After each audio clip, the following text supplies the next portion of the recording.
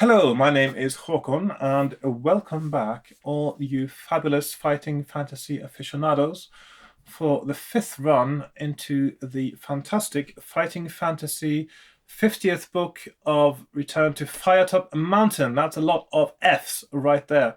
As you may remember from my fourth run, I found myself in a situation where I needed an item I didn't have, namely a whip. Um, when I finished my game last time, I had a good theory where the whip might be. What I've done since, I've been doing some preparation. I've been tidying my very scribbly, scrolly, hard to read maps and try to make them a bit more structured. Although that's still just the second draft. It still needs one more draft to be properly clear, which I'm doing on the computer, which takes a bit longer actually. And what else? Yes, I've also started writing down a sort of a walkthrough list of where I need to go so far, or at least for the beginning of the game. And just to make things a bit more structured and make sure I don't make any mistakes. And while I've been doing that, I've identified, I think, about 2 places in the game where there are paths I have not explored properly or at all. And I think those 2 paths might actually yield the items and the clues and whatever else I need to win the game.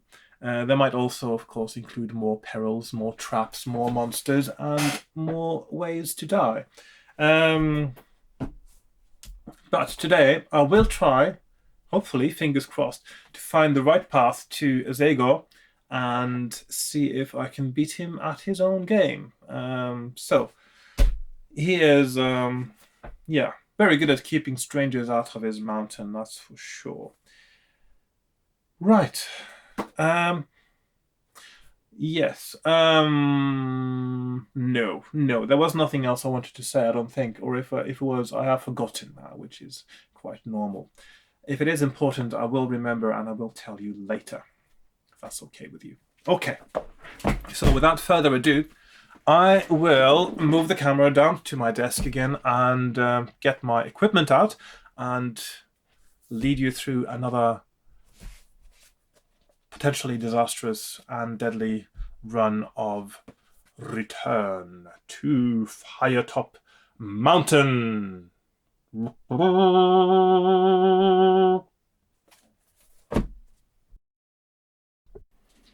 Right, I have gathered my supplies. I've got my book, got my pen, got my dice. I thought just for space saving, I got my map and other things on the side here, just to keep things a bit clear and tidy. Excuse me. Right, so let's go into it. First, a sip of water. Excuse me.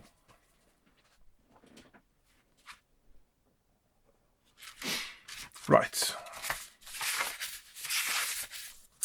This may be if I find the right path today, this is going to be like a walkthrough. So perhaps I should just start from the very beginning. Oh, by the way, I did decide to do 12 skill, 24 stamina, and 12 luck. So that my challenge today is not fighting low stats, low abilities, but actually finding my way through the book. So removing one of the variables, or at least reducing the effect of it. So, there we go. And I shall begin. So, background. 10 years is not a long time in a wizard's life. Some live for over 200 years, keeping themselves alive by their own magic and potions. There is a well-known saying among wizards, which goes, "You're a long time dead, so let's live instead." Some wizards even went one step further. They cast a spell on themselves, so that in the event of their being slain or assassinated, they were able to raise themselves after a predetermined time when their assailant was long gone. The wizards who chose to come back from the dead were, however, always aligned to evil, for it was dark magic that was needed to cheat death. One of those wizards was known and feared by the name of Zagor, the infamous warlock of Firetop Mountain. 10 years have passed since the day when he was killed by a brave adventurer who risked the guards and deadly traps deep inside Firetop Mountain to save Alancia from his evil magic. But killing Zager is one thing, keeping him dead is another. Nobody knew that Zager had cast the Raise Dead spell on himself, otherwise the adventurer who killed him would have sealed him inside his mountain tomb. Well, if he knew how to, or if he knew to. But all that was 10 years ago, and the last 6 months, sinister events have begun to happen around Firetop Mountain. First, the top of the mountain, which was famous for its red-colored bracken, has turned deathly black. Livestock, which have grazed on and around the mountain for decades, have started to die a sickening death. And recently, people have even disappeared, dragged inside the mountain, it is said, by hideous creatures of the night. Those good people who remain are terrified, for it is rumored that Zager has risen and is building himself a new body, bit by bit, from the unfortunate villagers of Anvil. You are an adventurer, a sword for hire, wandering through the lands. Coming to the village of Anvil, you decide to stop for a rest after your week-long march. However, as soon as you enter the village, you sense that all is not well. The villagers look frightened, and women quickly push their children indoors as you walk along the main street. That's a bit cliché, isn't it? But, well, cliché is nice sometimes. You decide that the local tavern would be the best place to find out what is troubling the villagers, so you enter the Two Moons. The chatter inside dies down quickly to a low murmur, and the customers eye you as you walk up to the bar. The barman stares at you sternly, and you can see by the look in his eyes that he is a proud man trying to hide his fear. Yes, he grunts in a low voice. You tell him that you are an adventurer, seeking a new quest that will end in riches and honor. He frowns, not knowing whether to trust you. Does the name Zager mean anything to you? He asks softly, watching you closely for a reaction. Zager, you reply confidently, was the warlock of Firetop Mountain until he was slain 10 years ago. Is the warlock of Firetop Mountain, the barman says dramatically. He's come back to life. He is building himself a new body and is sending his evil servants to Anvil to take back live donors. The barman seems to accept you as a friend and quickly goes on to tell you about the doom that has befallen Anvil thanks to Zager. We need help, stranger, he says desperately. None of us here has the power to defeat Zager, but maybe you do. We are poor and cannot pay you what you deserve to take on such a task, but we do know that there are chests full of gold inside Firetop Mountain. Will you help us? By now the tavern is silent, all eyes are upon you. How can you let them down? Slowly you smile and nod your head. On one condition, you say. Name it, the barman replies. That I get a hot bath in the room for the night, you laugh. Done. Everyone in the tavern lets out a cheer, and they all gather round to slap you on the back and offer to buy you some ale. In the morning, you find the barman, whose name you learn is Moose, cooking a large breakfast for you. You must set off south immediately to visit the Grand Wizard Yaztromo. He alone can prepare you for such an adversary as Zager. Don't even think about tackling Zager on your own. He is stronger than ever, and his magic is deadly, Moose says earnestly. You thank him for his advice and bid him farewell. Now turn to paragraph 1. So there we are. It would be quite a weird game, wouldn't it, if your first sort of paragraph choice was, will you help them go to paragraph 1? Will you decline, go to paragraph 372, where it says, your adventure is over because you don't want to. Anyway. Yeah, that would be a bit silly, wouldn't it? Okay, so here we are, and I have mentioned this before, but of course the artwork in this book is exquisite, I think. This is Moose here, and the illustrations are by Martin McKenna. So, nice work, Martin, and also quite nice work, Ian Livingston. I quite like the way this book is written. It's on point, really. It's not almost all the time. I'll get back to that. Leaving Anvil and its villagers behind, you set off east, deep in thought.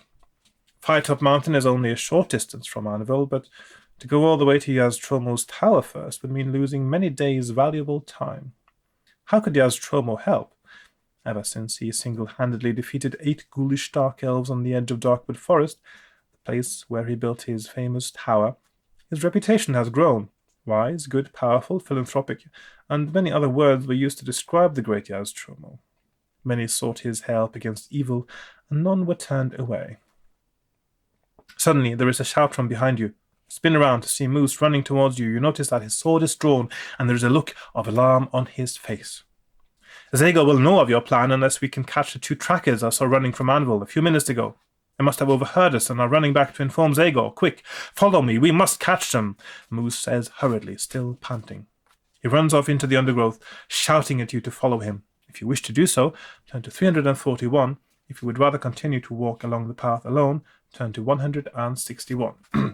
And a sip of water later.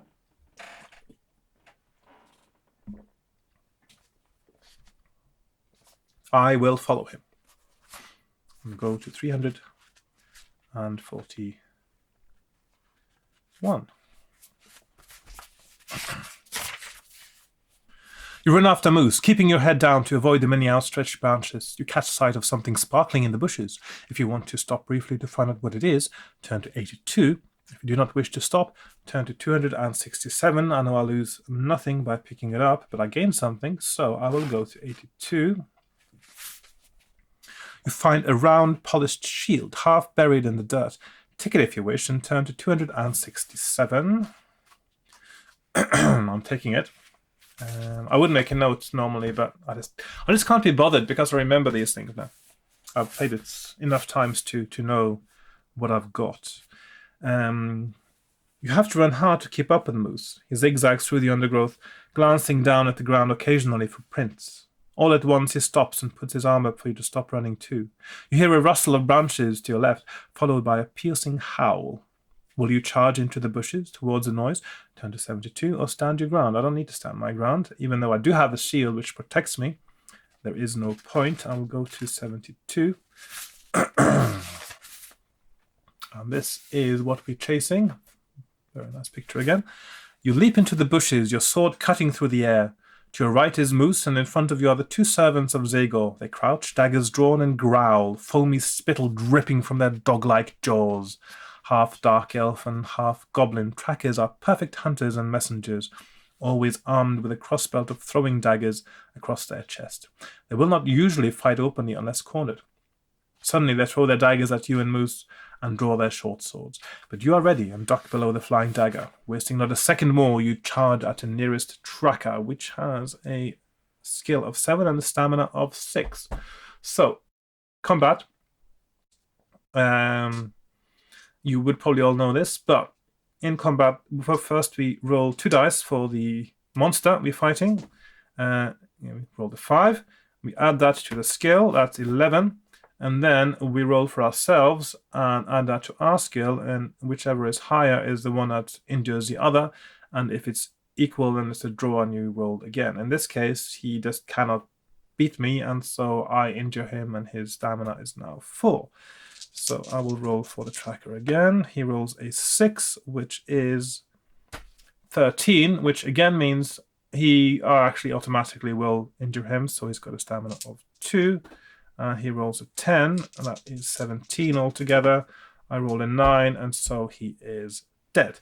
I win, and I go to 306.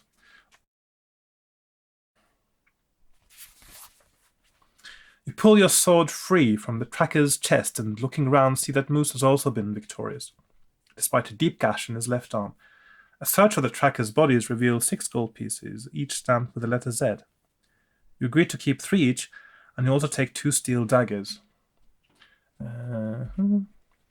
Not content with emptying pockets, Moose pulls the boots off the trackers and gives them a shake. A folded piece of brown-stained paper falls to the ground. I'm not touching that smelly thing, laughs Moose. If you want it, you can have it. If you do as Moose suggests, turn to 218.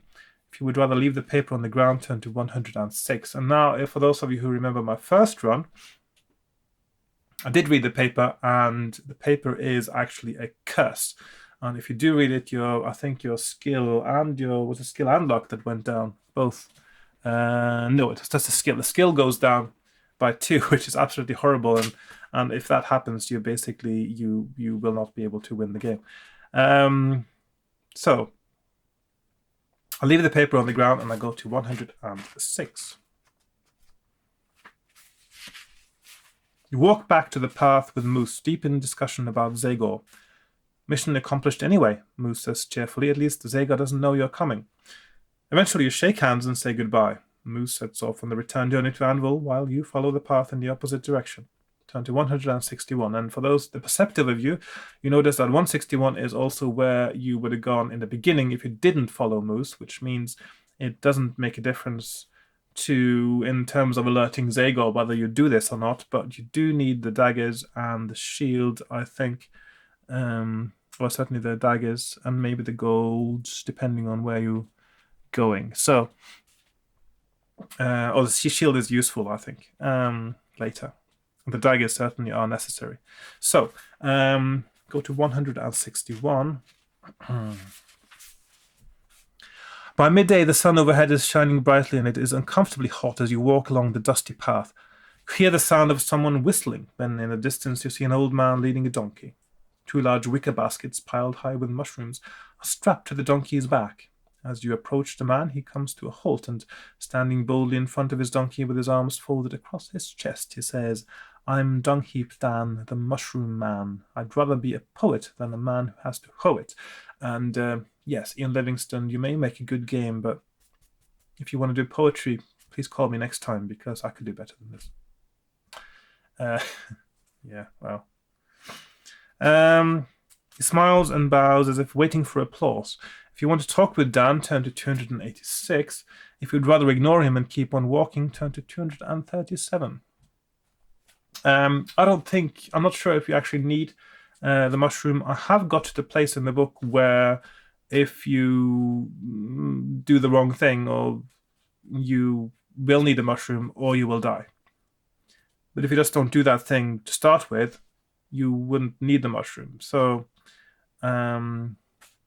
I can't remember exactly where that is now. You know what? I'll just go and get the mushroom.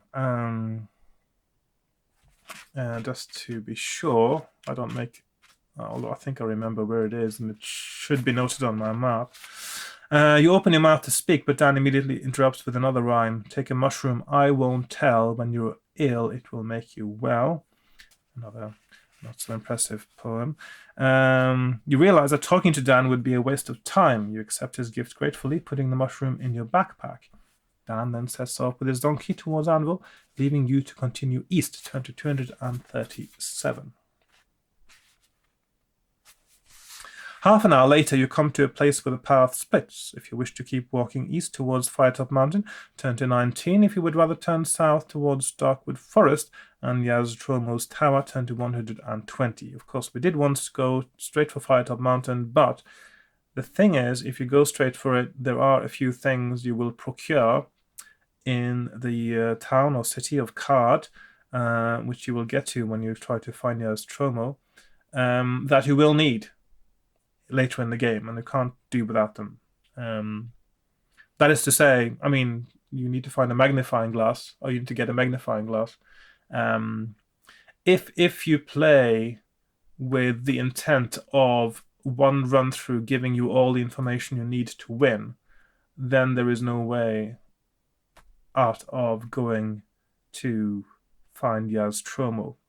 I'm not sure if you...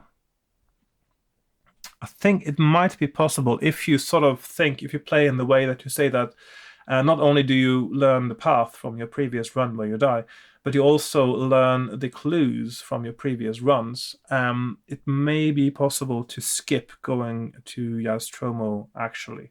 But I'm not 100% sure now if that is the case. Yeah, I think actually it is possible, but I think it will reduce your chances of winning. So I actually haven't looked into how that would work. But I think I'm going to play this as if I need to get all the information as well in one run through. And therefore, and also then which needs a magnifying glass. So I will go to 120 and find my way towards Yaztromo. An hour or so later, you hear a cry for help coming from a wood in the middle of the scrubland to your right. If you want to investigate, turn to 318. If you prefer to keep on walking, turn to 250. I will investigate because this is also a no-risk thing where you gain an important item. Oh, hang on. I actually haven't got to the place in the book where... I'll talk about this after the paragraph. This is what you get to. You soon come upon a man who is lying, stripped to the waist and staked out on the ground. Somebody has spread honey over his chest and face, and he is being stung by hundreds of red ants that are crawling all over him. You hasten to cut him free, then roll him in the dirt to get the ants off him. Although he is in great pain from the angry red bite marks that cover his body, he is not in mortal danger. Bandits ambushed me while I was riding along the path. Before taking off with my horse, they decided to make me pay for killing their leader in the fight. Thanks to you, their plan has failed. Here, take this as a reward, stranger. It's a ring of invisibility. I suppose I should have used it to hide from the bandits, but it is a very old ring and has only one more charge left. Off you go now. Don't worry about me. As soon as my horse is left alone for even a second by those infernal bandits, you'll come galloping back for me. After making sure the man is fit enough to be left on his own, you head south along the path, turn to 250. I don't think I've got to the point yet in the book where you need a ring of invisibility, or you might have use for it. So I'm not sure if that is an essential item. It may or may not be. I still think that you're probably, if you do the shortcuts to Firetop Mountain, I think you may decrease your survivability, but I'll check that later. Okay, so 250.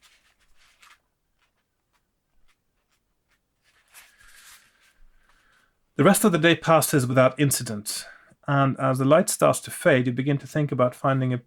Oh, yeah, okay, I shouldn't really read this, but it says if you have a ring of invisibility. So, of course, this is where you need it. Don't read that. Okay. The rest of the day passes without incident, and as the light starts to fade, you begin to think about finding a place to sleep for the night. You think the dwarf village of Stonebridge is not far away. Although you do wonder whether you will be able to reach it before nightfall. Will you find somewhere to sleep while it's still light? Turn to 329, or keep walking towards Stonebridge. Turn to 143. You will go and find a place to sleep, because I think, again, it gives you some essential items, and actually, come to think of it, going to sleep actually gives you a key, and it is possible you cannot win the game without that key. In which case, going straight for Firetop Mountain will not only decrease your survivability, it will actually make you automatically lose the game. I'm not 100% sure, but...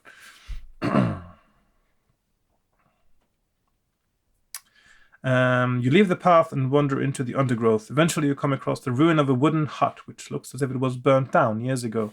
Ivy covers what's left of the walls and floor, and the people who once lived here have long since moved on. You decide to poke around the floor of the hut with your sword. After several stabs into the ivy, you hear a dull clunk as your sword makes contact with something metallic. You cut away the ivy and uncover an iron ring which is attached to a trapdoor. Lifting it up makes a loud creaking noise, and as you peer into the gloom, you hear insects and small creatures fluttering and scurrying below. On the top step of the stairs leading down, you see a candle and a flint. You soon have the candle lit and climb down into the darkness. You find yourself standing in a small cellar with just enough headroom to stand up in. Cobwebs are everywhere. There are 2 clay pots on a shelf, and a wooden box lies under a rickety old table. Despite the profusion of insect life and small rodents, it seems to be a safe enough place in which to spend the night. Will you go to sleep, examine the clay pots, examine the wooden box, or find somewhere else to sleep? One does need to examine these things. I'm going to go to do the wooden box first. You can do these in any order, actually. You prise the lid off the box with the tip of your sword, and you discover a small leather pouch inside. The pouch contains a small wooden ball and a small wooden brick. Deciding to keep them, you put them in your pocket. If you have not done so already, you may now examine the clay pots. 386, I'm doing that.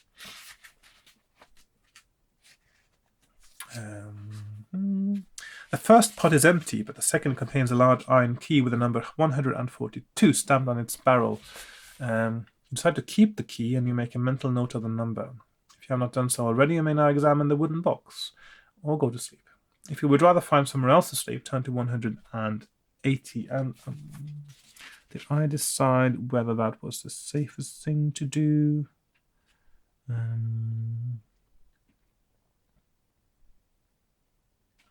I think that maybe, yeah, I'll just do that. I think it's about, doesn't really matter so much.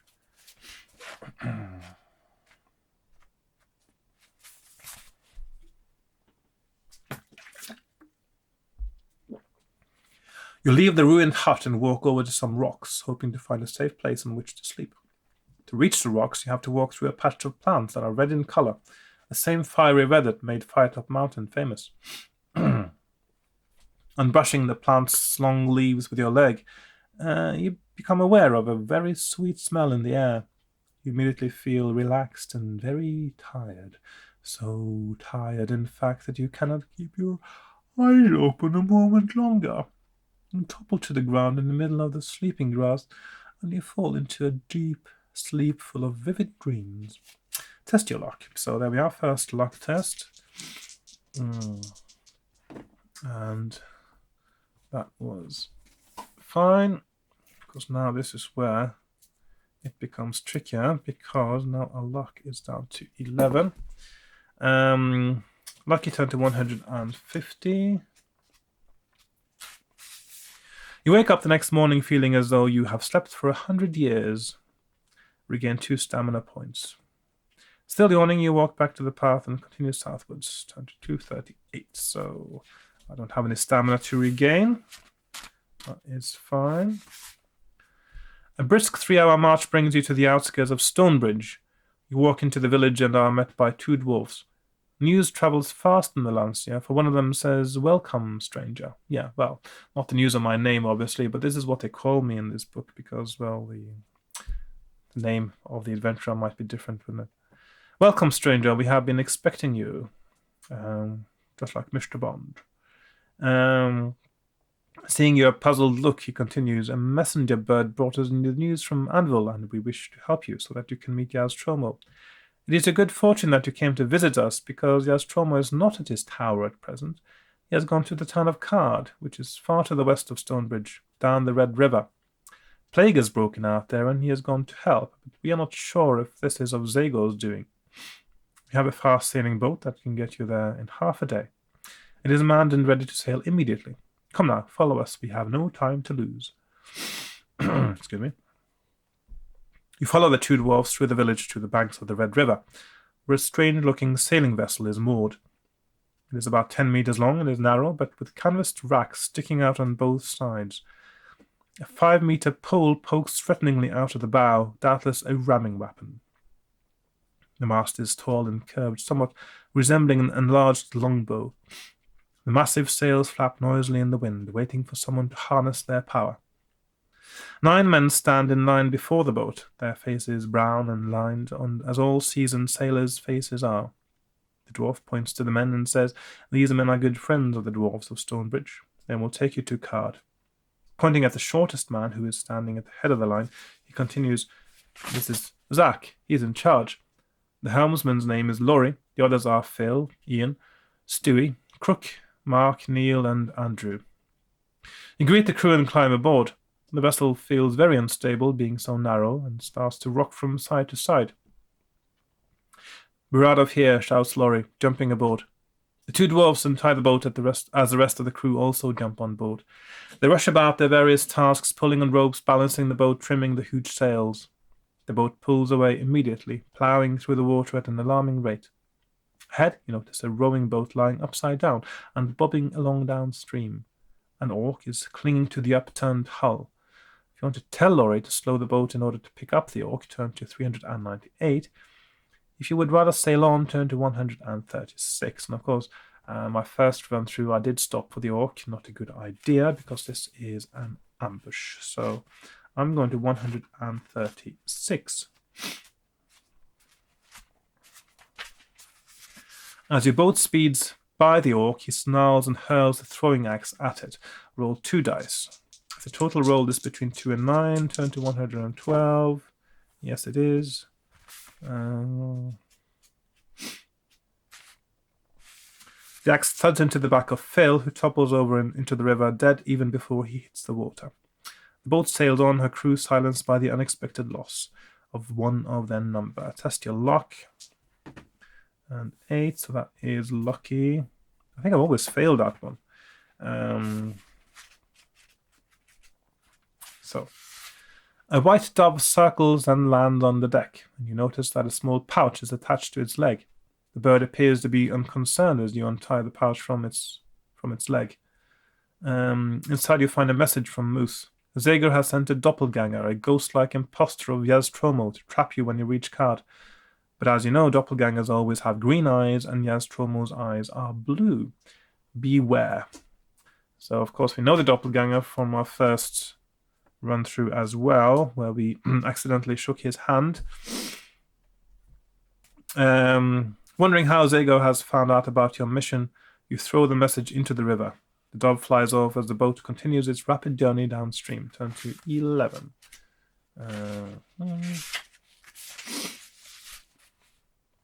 As the morning wears on, dark clouds appear overhead and the wind quickly picks up.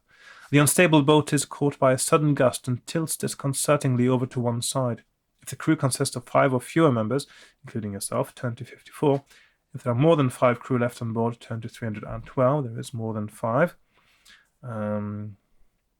So I'm just turning to 312. I lost 1. You could actually lose all of them in the ambush.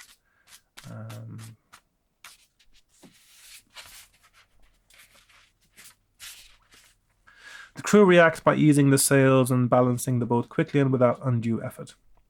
The long experience making the task look easy. The boat continues its speedy voyage downriver, until at last it glides to a halt at a jetty on the riverbank, where a narrow tributary from the north joins the river. You jump off the boat and thank the crew as they turn the boat around and sail back upriver. You approach the people standing on the jetty. There are quite a number milling around, most of them poor and dressed in tattered clothing. They are carrying small bundles and sacks, and all appear sad and downcast. You start a conversation with a tall man wearing a black beard and learn that he is waiting for a boat to take him upriver to Silverton, so as to escape the plague, which is devastating Card and bringing the plague to Silverton, apparently. You ask him if he knows the whereabouts of Yaztromo. He replies that he last saw the wizard in the town square, mixing potions to give to sick people. The man tells you that if you follow the narrow tributary north for a short distance, you will come to Card. Turn to 182.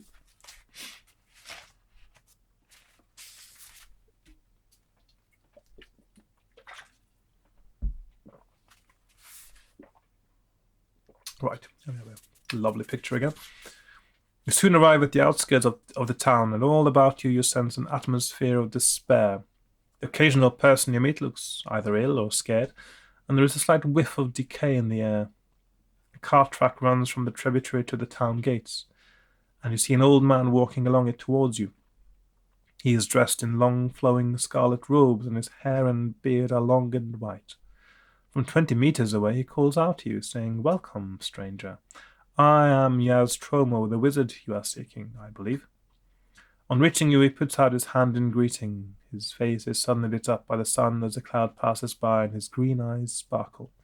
If you wish to shake his hand, turn to 8. If you prefer not to shake his hand, turn to 159. I will not shake his hand. Thank you very much. You sense danger. Something is not as it should be. The old man is being too friendly, not the way grumpy old Yaztromo behaves at all. Well, actually, in the beginning, it said Yaztromo was friendly, so this is contradicting it a bit. Suddenly you have it. His eyes are green, whereas Yaztromo's eyes are blue. The impostor in front of you must be a doppelganger, a ghost-like assassin sent to slay you. You must pierce its ethereal heart with your sword before its flesh touches yours, or you will be doomed to immaterial existence in a twilight world. That sounds quite fascinating, though. To resolve this combat, roll dice as normal, but do not deduct stamina points. The winner of an attack round rolls both dice again. If a double is rolled, then either the doppelganger's heart is pierced or it touches your flesh, depending on who won the attack round. So this is a tricky combat, which I've always won fair and square, actually. Now, so his skill is 9 minus 12. He rolled an 8. I need to roll at least a 5. I did, and now I've wasted my doubles. So now I won the round. I have to roll doubles. Nope. Next round, he rolls a 6. I roll a 9. I win, and I roll doubles. So there we go. I beat him again. Fair and square.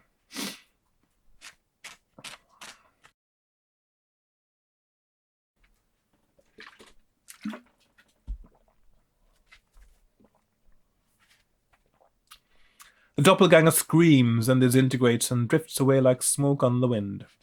Sheathe your sword and breathe a deep sigh of relief. You walk quickly into town and make straight for the town square. There you find a crowd of people huddled round a lone figure, an old man with long white hair and white beard and wearing scarlet robes. Nostromo. You call out his name and are able to hear his stern reply above the noise of the crowd. Who in the world wants me now at a time like this? You are so reassured by his grumpy tone that it almost brings a smile to your face, except for the fact that he is surrounded by very sick townsfolk. You tell him your name and ask him to spare you a few minutes to help you prepare for your coming ordeal with Zagor. Zagor, he shouts. If I hear another person utter that infernal warlock's name once more, I'll turn them into toads. Nostromo waves his arms around and indulges in some unwizardly cursing until finally he calms down and says, Now, my good people of Card, pass this potion of mine among you, and you'll soon be as fit as firefoxes. I must go and see to this young whippersnapper who has just barged in unannounced. You walk away from the crowd with Nostromo, telling him of your quest and asking for his help. Well, as you can see, my help is needed here, so I am unable to accompany you. You will have to face Zagor alone, and since he is stronger now than he was 10 years ago, you will need to call upon superhuman forces to combat his extraordinary magical powers. You must find the elementals. Only the elementals can save you from certain death when facing Zagor. Their material form is that of dragon's teeth cast in gold, each stamped with a number.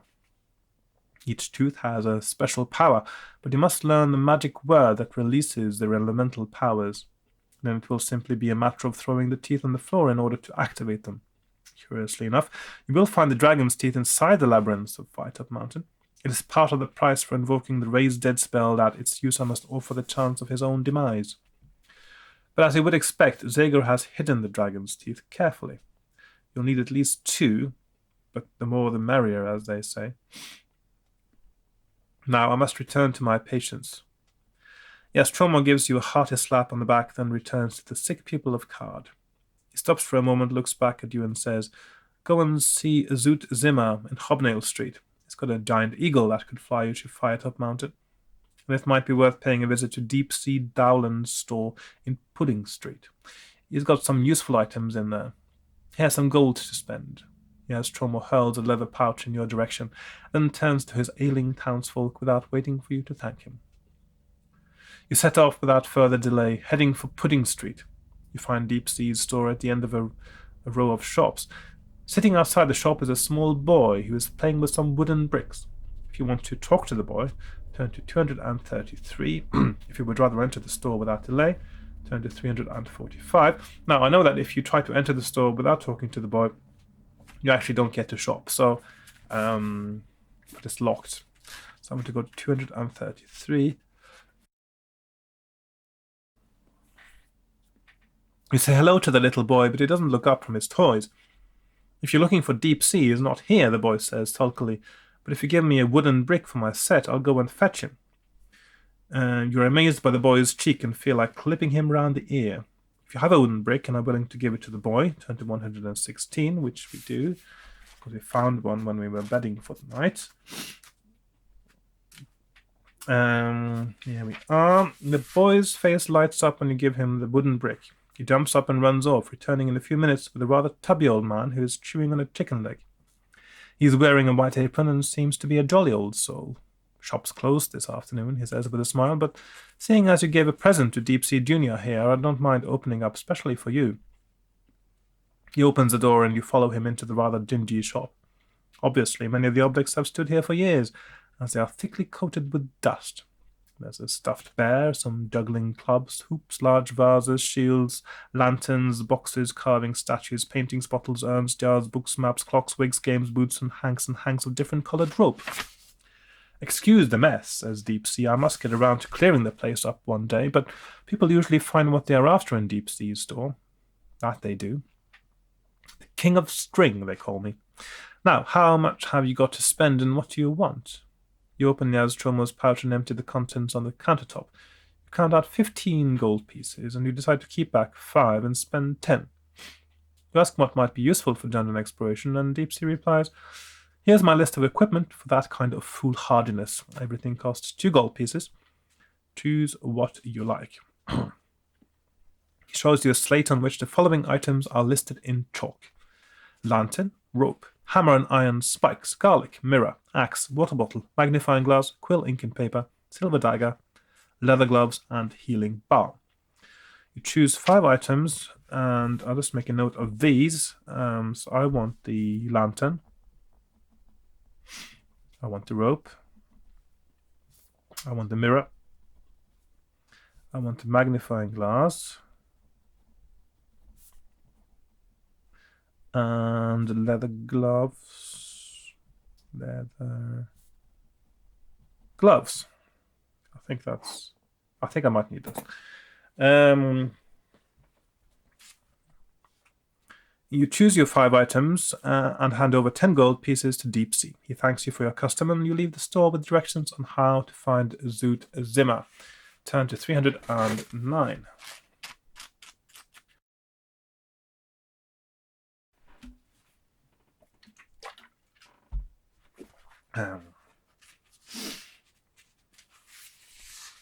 You find Hobnail Street without much difficulty. You knock on the door of number 36. Why is it telling me the number anyway? Is answered by a tall, thin man whose ears are slightly pointed and who is wearing bright red trousers. Hello, he says in a slow, calm voice. My name is Zoot Zimmer, and you must be the person who wants to get to Firetop Mountain in a hurry. I can see by your expression that you are wondering how I know that. Well, I heard you talking to Nostromo. I've got rather good hearing, you see. I'm half-elf. Please come in. You follow Zoot into his house, the rooms of which are decorated to resemble a forest. All the walls have trees, bushes, plants, small animals, and insects painted all over them from floor to ceiling, and all in incredible detail, giving a very realistic effect. It's the elf in me, laughs Zoot. My mother was from the Vale of Willow. She lived with me here until she died of the plague. The decorations made her feel at home. She never did like living in a town. His face suddenly loses its happiness and a deep frown takes over. Would you like some of my special herbal tea before we set off? Zoot asked. If you would like some tea to drink, turn to 213. If you prefer to decline his offer and demand that you set off immediately, turn to 361. Now, the tea only gives you stamina, so if I lost some stamina now, I could have regained some from drinking the tea. That is all I get, isn't it? Yeah, I'll just double check now just to... yes. Yes. 213.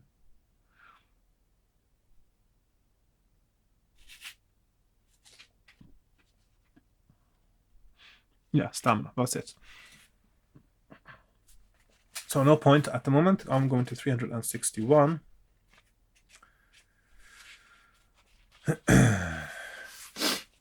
As you wish, says Zoot unconcernedly.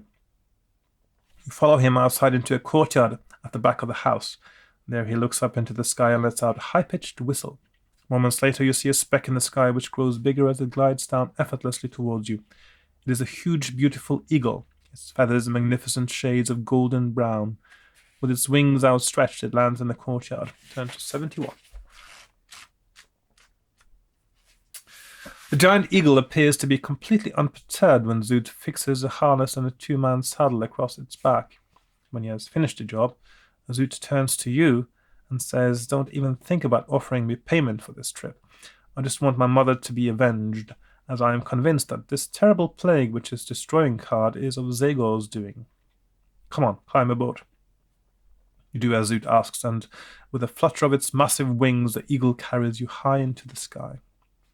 Card is soon left behind, and it becomes just another small feature of the landscape beneath you.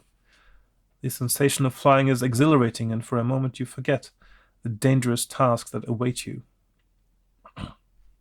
Zoot steers the great bird northeastwards, high above the pagan plains. Half an hour, you see no other creatures in the sky, but then your luck runs out. Zoot suddenly points towards the distant horizon, where another flying creature is coming into view. If you want to instruct him to land, turn to 240. If you would rather order him to fly on towards Firetop Mountain, turn to 131. And I'm going to land because I just want to avoid the battle. A harpy, I believe. The big bird glides down to earth and lands on top of a large boulder that stands alone on the open plain. Meanwhile, the flying creature passes by overhead, seemingly not interested in what is happening on the ground. After 5 minutes, you judge it safe to continue and recommends your flight to Firetop Mountain. Turn to 166. It is late in the afternoon when Firetop Mountain at last comes into view, its former fiery red peak now a deathly black. Tell Zoot to make the eagle land as close as possible to the cave entrance, which lies at the foot of the south face of the mountain. The giant bird glides down and lands in a clearing. From the ground, Firetop Mountain looks menacing. The steep face in front of you looks as if it has been savaged by the claws of some gargantuan beast. Across the clearing is a dark cave entrance that you hope will lead you to Zagor. Few words are spoken as Zoot holds out his hand to bid you farewell. Soon he is in the air again, turning west for Card. You walk up to the cave entrance and peer into the gloom. At the back of the cave there is a tunnel which is lit by burning torches. Yes. The walls of the cave are dripping with water and there are stagnant pools on the floor. The air is cold and dank. You hear the sound of tiny feet scurrying across the floor. You take a deep breath, enter the cave and walk on into a tunnel, soon coming to a junction. If you want to turn left here, turn to 281. If you want to turn right, turn to 140. Now, which one is it? If I remember correctly, turning right is not dangerous or anything, but I'm not sure if I actually get anything useful out of it. I don't. So I will turn left. But first of all, because my throat is a bit dry and I need to blow my nose, I will take a little break. It's a good place for it. So I am going to take a break, and our next will be going 281. So I'll be right back in a few moments. Right, I am back, and after a few minutes of a small break, and I've just got to Firetop Mountain, and I am turning left. You soon arrive at a stretch of the tunnel. Let's see.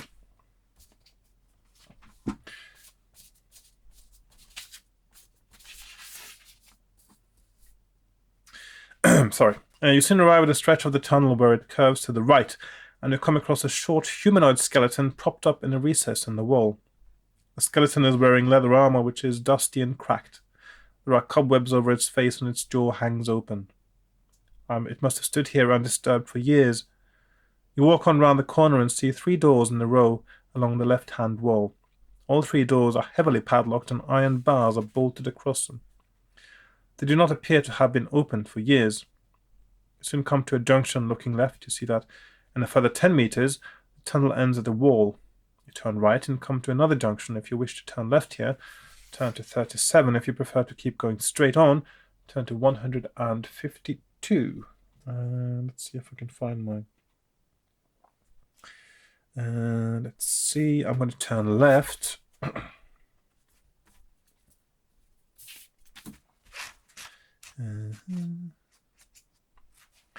A few meters up the tunnel, you see 3 doors in the right-hand wall. You walk up to the first door and press your ear against it, but you can hear nothing. The handle turns in your hand. Will you open the door? Turn to 389 and walk onto the second door. I will open it.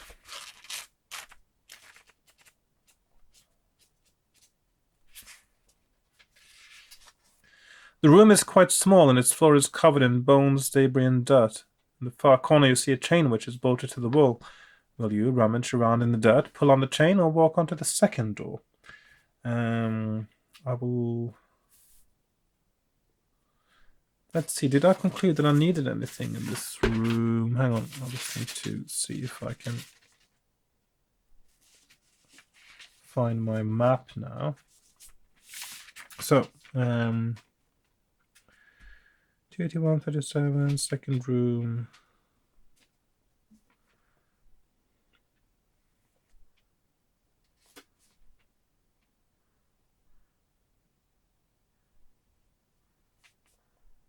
Oh, okay. There actually is a chance in this room to regain some luck. I see, which is...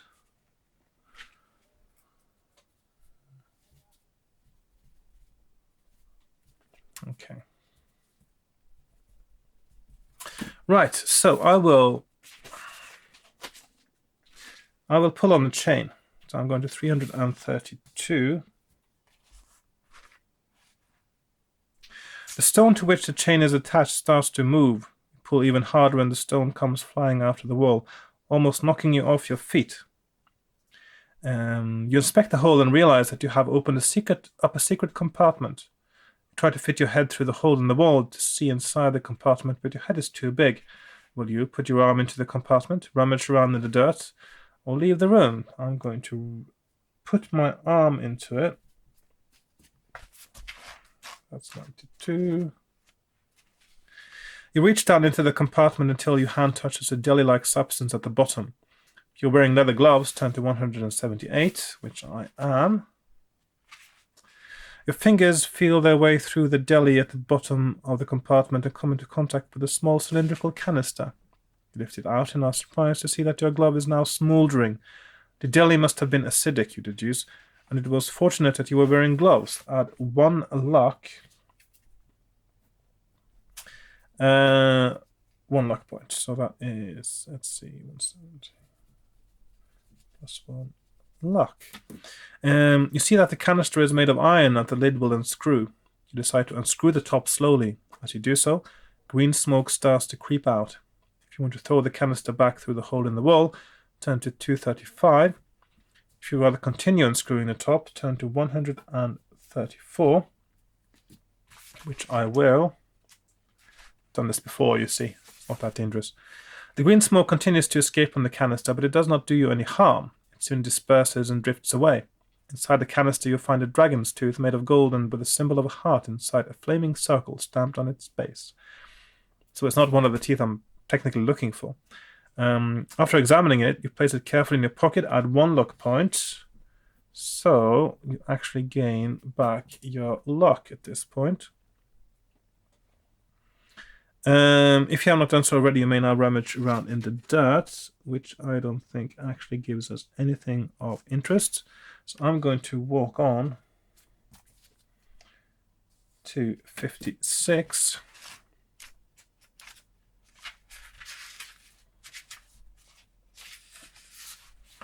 You listen intently at the door, but you can hear no sounds coming from the other side. You turn the handle and find that the door is unlocked. If you want to enter the room, turn to 226. If you'd rather walk on to the third door, turn to 273. Now this is the door inside of which there is an armory, and usually what happens in there is you either die or you lose your sword. So I'm not going to go in there. I'm going to go on to the third door, 273. The next door in the tunnel is made of solid iron. You press your ear against the cold metal, but hear nothing. If you want to open the door, turn to 87. If you'd rather walk further up the tunnel, turn to 33. So I want to open this door. Turn to 87. And didn't I die here as well one time? Yes, I did. You enter a derelict room this was where I died the second time I played, I believe. You enter a derelict room that was once a torture chamber. All manner of instruments of pain are strewn about. Banding irons, knives, chains, thumb screws, ropes, whips, and an iron maiden. Oh, there are whips here too. Why can't I pick up a whip here? All long since abandoned, lie covered in dust and cobwebs on the stone floor. In the middle of the chamber, you see a rack, the most feared torture instrument known. The skeleton of an unfortunate victim is still tied to the rack. The skeleton's jaw hangs open, as though screaming in agony. On closer inspection, you notice a gold ring on one of the fingers of the skeleton. If you wish to take this ring, turn to 5. If you rather leave the torture chamber and carry on up the tunnel, turn to 23. Now, I will take this ring. Why am I taking this ring? I made a note that I'm supposed to take it now. Yes.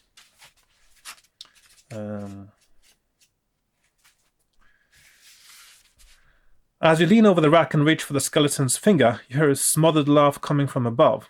Looking up, you see a weighted net dropping down on top of you. Roll 2 dice. The total is less than or equal to your skill, which means I automatically do it, but I'll just roll anyway. Turn to 339. And this is where I actually managed to fail my roll and die. But if you like, so let's see, 339. You jump back just in time as the heavy net crashes down on top of the skeleton. Looking up, you see a hole in the ceiling. A green, warty face with pointed nose, ears, and chin is staring down at you. It's a goblin, and it is angry that it has failed to capture you. The goblin shakes its fist at you and spits, then disappears.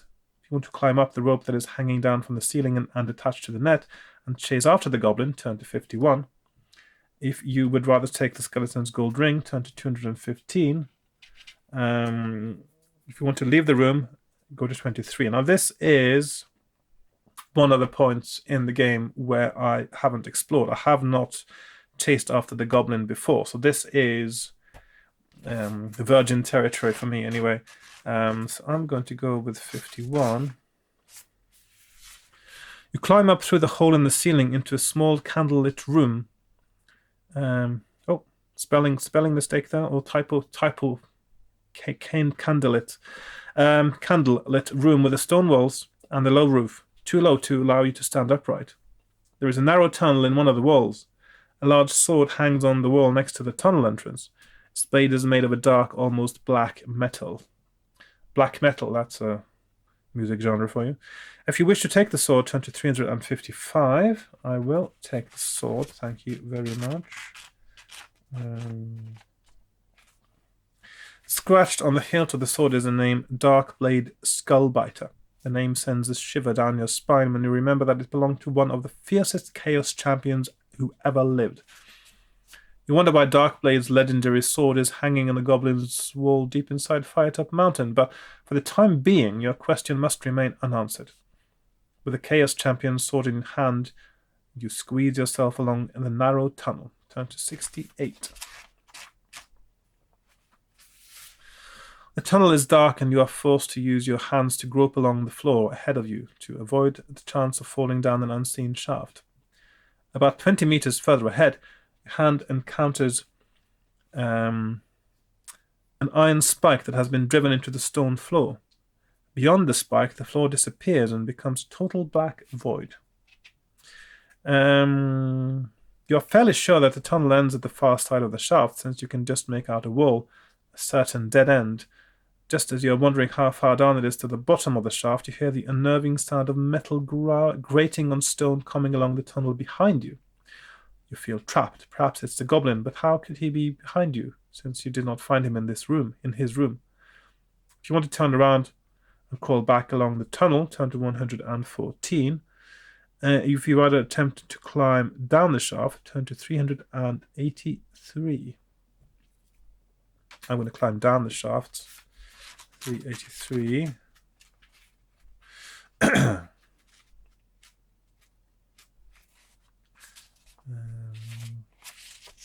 If you're carrying some rope, turn to 303. If you do not have any rope, turn to 104. I did have some rope. I did buy rope, yes. So I'm going to 303. Let's see. 303, 303.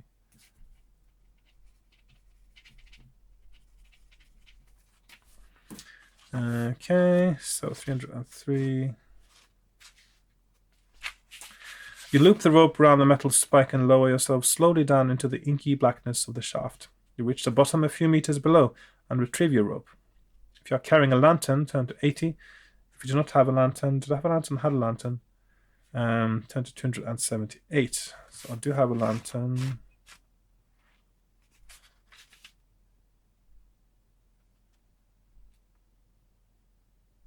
Oh.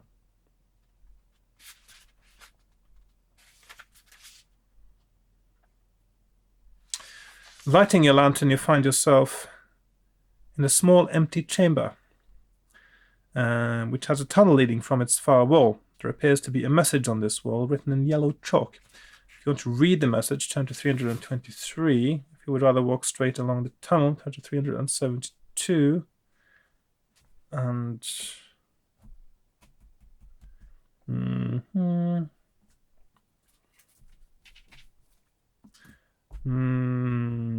I want to walk... Actually, I'm not going to read it. I'm not going to read it. I'm going to go to 372. Got a bad feeling about that one.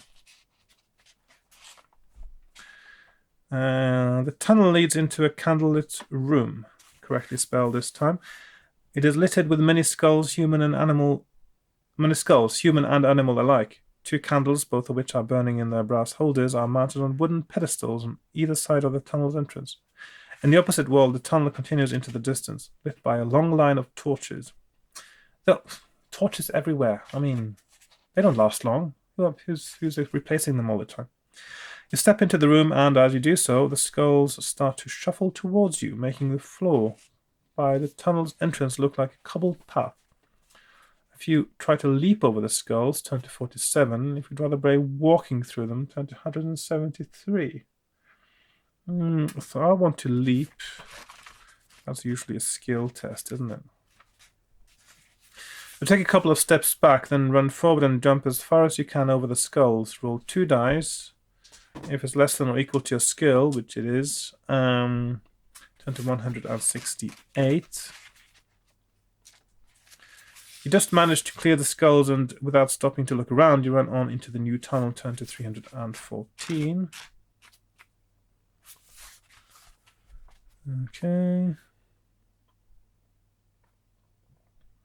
The tunnel ends at the solid wooden door. You try the handle and it turns. The door opens into another small stone-walled room with a door in the wall opposite. There is a trapdoor in the floor in the middle of the room, which is empty apart from an ornate oak chair carved with figures standing on one corner. Would you open the door opposite, open the trapdoor, or sit on the oak chair? Now, I know there's another oak chair you can sit on, and you regain stamina in this game. If there's a second oak chair, wouldn't that be a cursed one? I'll just open the house. I'm going to open the door. 283. I'm just going to open the door. Where are we? 283. So, the door opens into a large room with a domed ceiling. The floor is made of polished marble on which 3 statues stand facing you, each mounted on a marble plinth. The statues are of warriors, and they all look as though their faces were set in stone at the very moment of horrible death. Their open mouths and statues looking like they died. That is... So we've got a Medusa or a Gorgon or something here. Well, we did have a mirror, don't we? That's what you need a mirror for, isn't it? In any kind of adventure game, if you meet some kind of creature that turns you to stone, if you catch your eye. Where are we? Yes, a 4th plinth stands on the floor, but with no statue mounted on it, so there's room for me as well. And there is another door in the wall opposite. As you enter the room to take a closer look at the statues, the door behind you slams shut. At the same time, a wide section of one wall starts to rise up. You can see the tail of a huge snake flick out from under the rising wall, and you hear loud hissing sounds. Will you try to open the new door? Try to open the door you came through, or get ready to fight? Right. What am I doing now?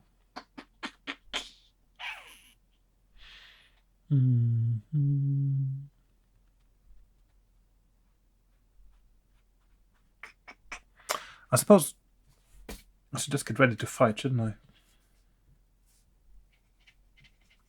I don't think I can get out of this without fighting, or... Yeah. No, let's get ready to fight. Will you fight your new adversary with your eyes open or closed? That's quite a leading question. Well, I suppose I would have to keep them closed, I guess.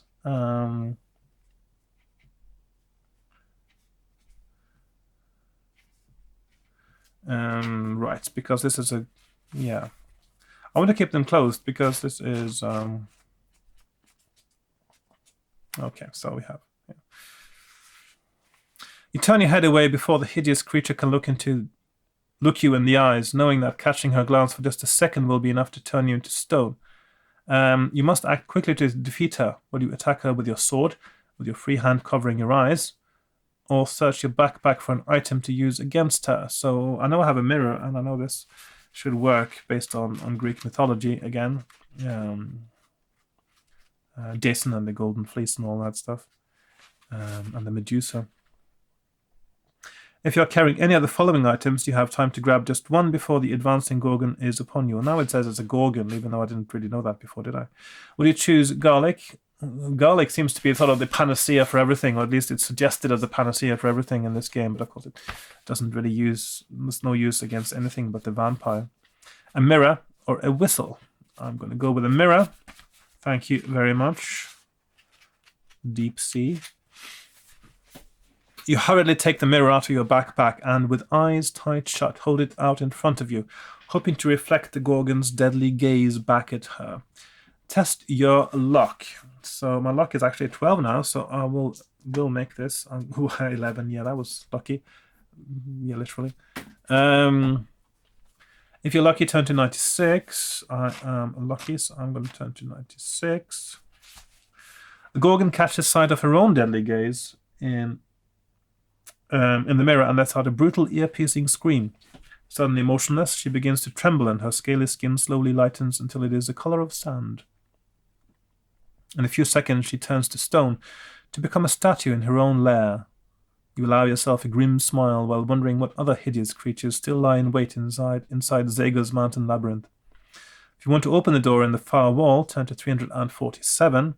If you would rather investigate the adjoining chambers from which the Gorgon emerged, turn to 209. So 209. Should I go and examine the...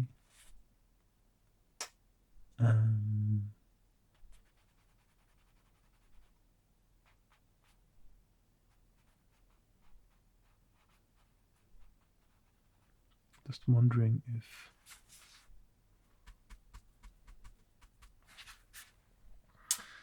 yeah, I'll examine the chamber. 209. Although it has a high ceiling, the chamber is surprisingly small. There is nothing inside it apart from 2 clay pots standing in a domed recess in the far wall. A burning candle separates the 2 pots, filling the recess with a warm glow. You shake the stoppered pots, but can hear nothing moving inside the red pot, whereas the brown pot rattles as though a stone were rolling around inside it. If you want to smash open the red pot, turn to 41. If you want to smash open the brown pot, turn to 397. So I guess I should smash open the brown pots. Oops. 397, that's right at the end of the book here. You throw the pot on the floor and watch it shatter. A small ball of straw tied with string lies among the broken pieces. You cut the string and open up the straw ball. Why would you do that? Hidden in the middle of the straw ball, you find a silver ring with the number 69 stamped on it. If you want to put the ring on your finger, turn to 277. If you'd rather leave it on the floor, you may now smash the red pot. If you have not done so already, turn to 41. Otherwise, you will have to walk across to the new door in the room of statues. I don't know. I've got a bad feeling about that one as well. I'm going to leave that, 347. So I'm going to just leave 347, is it? The door is chained and padlocked, but using a spear taken from one of the statues, you soon force the lock open. The door looks as if it has been closed for years, and you have to tug hard on the handle. Slowly, you manage to drag the door open while its rusty hinges creak noisily. Beyond, you see a torchlit tunnel. About 10 meters ahead, there is a door with a barred window in it. You tiptoe quietly along the tunnel and peep through the window. Sitting at a rough wooden table, an orc is being served what looks like rat stew by a grisly-looking hunchbacked dwarf. An ugly purple scar runs down the dwarf's face from his left eyebrow to his chin. The orc is as ugly and brutal-looking as they come. You keep watching as the orc pulls a rat carcass out of the stew with his fingers and eats it, head and all. Under the table you spot a wooden crate. If you wish to open the door and attack the orc, turn to 227. If you would rather walk on down the tunnel, turn to 13. I don't know, orcs, dwarves. That doesn't sound too difficult. It's been ages since I've had a good battle. There's been hardly any battles, actually, because I brought my mirror. So, let's see, 227. I presume fighting the Gorgon with your eyes closed and no mirror means you get minus on skill, so that would have been difficult. On seeing you barge into the room, the orc immediately kicks over the table, sending its stew bowl flying. Grabbing its sword, the orc leaps at you while the dwarf runs into the back room. So the orc's got a skill of 6 and a stamina of 5. If you win, take the orc's sword. Well, I don't need a sword, but okay. Skill of 6, which means I'm 6 over, so that means he is down to stamina 3, stamina 1, and he can't beat me with a 7 either. So he is dead. You hardly have time to catch your breath before the dwarf runs back into the room, swinging a warhammer. So he's got a skill of 6 as well.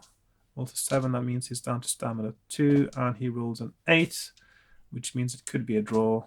No, it isn't. And he dies. And I'm going to 243. If you are suffering from Zago's curse of the demon's breath, I don't know what that is. So obviously I must have done something right at some point to avoid that. Turn to 1 out of 7, otherwise will you leave the room, open the wooden crate, enter the back room. Okay. I suppose I'll open the crate. 375. You soon prise the lid off the crate and find that it is filled with cabbage leaves. Well, that must have stunk rather. Most of which are rotten. The smell rising up from the crate is horrible. You rummage distastefully through the leaves. Why would I do that? And find a small silver bell. Oh, that's why. You put it in your backpack and consider what to do next. A small silver bell, yeah, why not? If you want to leave the room and turn right into the tunnel, turn to 13. If you want to enter the back room and haven't not done so already, turn to 132. I think, no, I'll just, I'm going back to the tunnel. 13. 13, thank you very much. You soon come to another door, but this time there is no window to look through. You press your ear to the door and hear what sounds like somebody moaning in pain. If you want to open the door, turn to 118. If you would rather walk on, moaning in pain, that means maybe somebody wants to be rescued. I'll turn to 118. Ah, yes, I've seen this picture before. The door opens into a dingy cell. 2 rats scurry across the dirty straw-covered floor as you enter, just like in the picture. On the far wall, you see a thin man wearing red trousers. He is sitting on the floor and his hands are chained to the wall. A bandage covers his eyes. The man panics as he hears your footsteps. He presses himself against the wall and cries, "No, no more pain, no more pain." You think you recognize his voice. I try to think of his name. Is it Zoot Zimmer or Fergus Finn? Well, I presume there is... I've never met anyone called Fergus Finn. I met a Zoot Zimmer, so I'll just presume it is Zoot Zimmer then. So I'll go to 57. That is indeed my name, stranger, but how did you know it? Have we met somewhere before? Oh, yeah. Well, he didn't call you stranger when you met the first time, did he? He used your name, didn't he? Have you met... Yes, I see I've got amnesia or something. Have we met somewhere before? Before I can trust you, I need to be convinced that you do know me. Can you tell me the number of my house in Hobnail Street? Oh. Yeah, I thought it was a bit weird how they said the number of the house, didn't they? If you know the number of the house, turn to the paragraph of that number. If you do not, turn to 176. Now, I wish I'd taken a note of it now. It was 36, wasn't it? Was it 36? 36 Hobnail Street. 36 Hobnail Street. 36 Hobnail Street? Sounds. I'll go with 36. So you must indeed be a friend, Zoot says excitedly. Alas, I will not be able to recognize you. While I was flying back to Card on my giant eagle, a fire dragon attacked. I was blinded and my beautiful eagle was badly burnt. We crash-landed in some trees. The eagle in her last heroic moment saved my life, but gave up her own trying to shield me. An orc patrol picked me up and brought me here, gleefully telling me that my left arm was to be sewn onto Zago in place of his own rotten bones. Set me free and I'll help you defeat this evil warlock.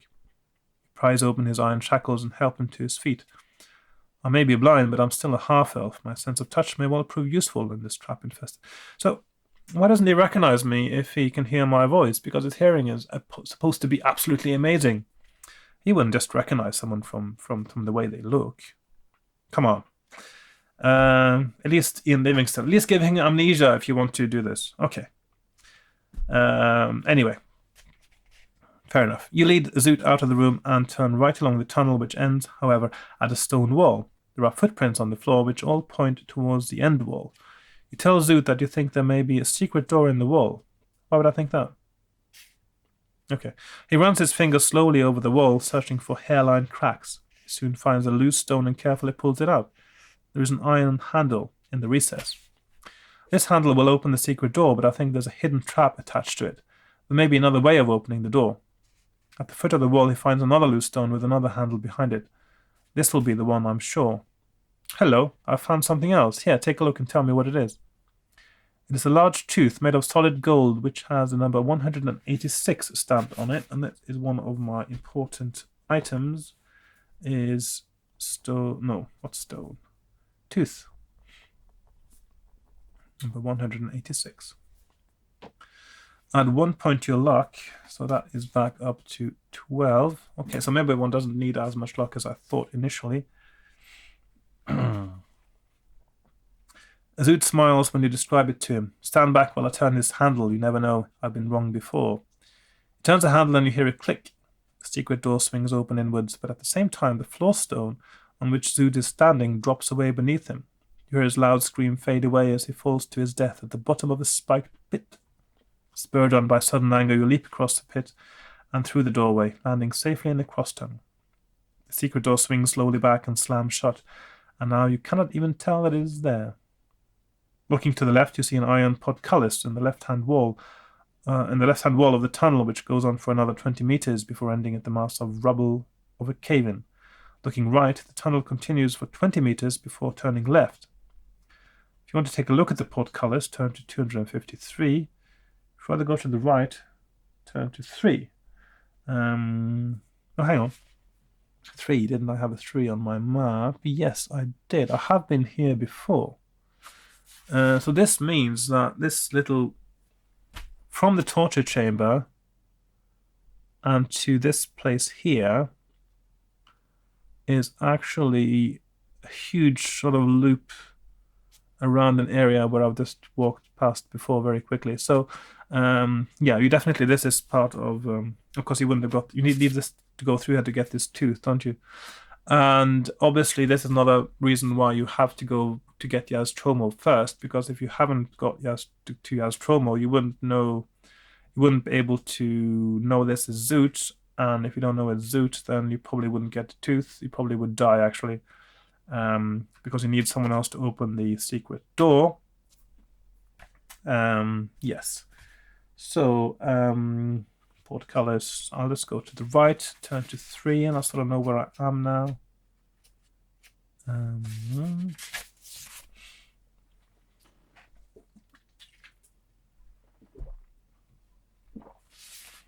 On turning the corner, you come across an old wooden bench above which there is a sign, but the painted words on the sign have all but flaked off. All you can make out is the first word, which is rest.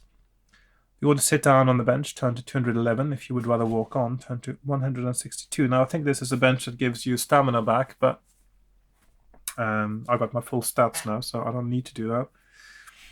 So I'm going to walk on, 162.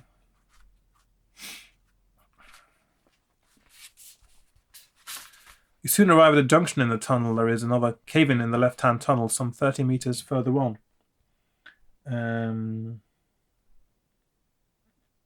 Yes. The roof of the tunnel to your right has also caved in, but there is a new branch in the left-hand wall just before the cave-in. You decide to make a quick right-left turn and make your way up the new branch. The new tunnel soon ends at the sturdy wooden door. You try the handle and it turns. You peer around the door and see a human skeleton lying on the floor of a dust-covered room.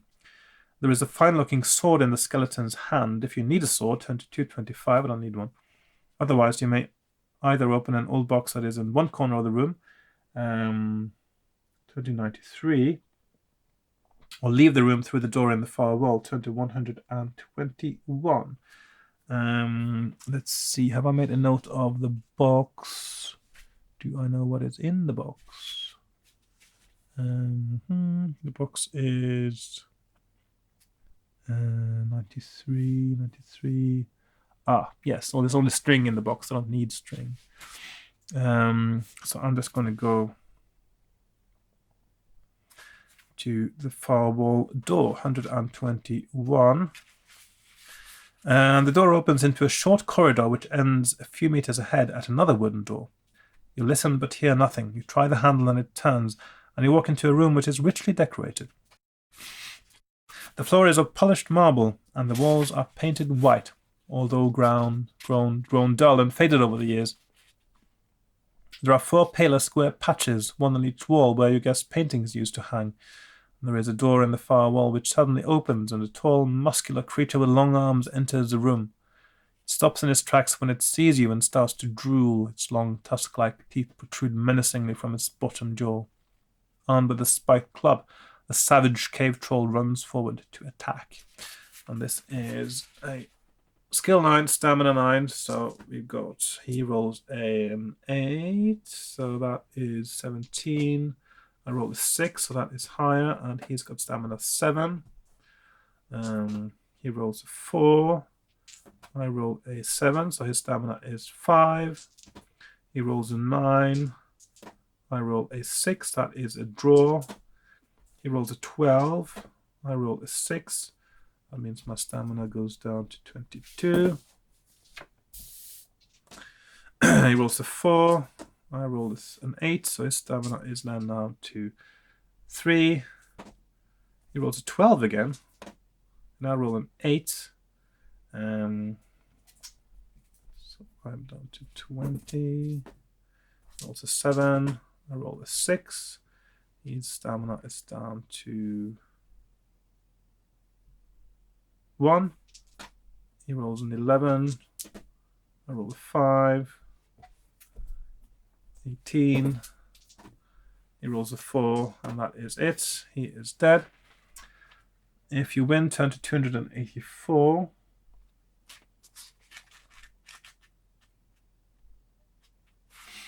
A pouch on the cave troll's belt holds 3 copper pieces, some garlic, a crude metal earring in the shape of an earwig, and a piece of paper with the word leg written on it. Perhaps the cave troll was on a mission to find Zager a leg for his new body.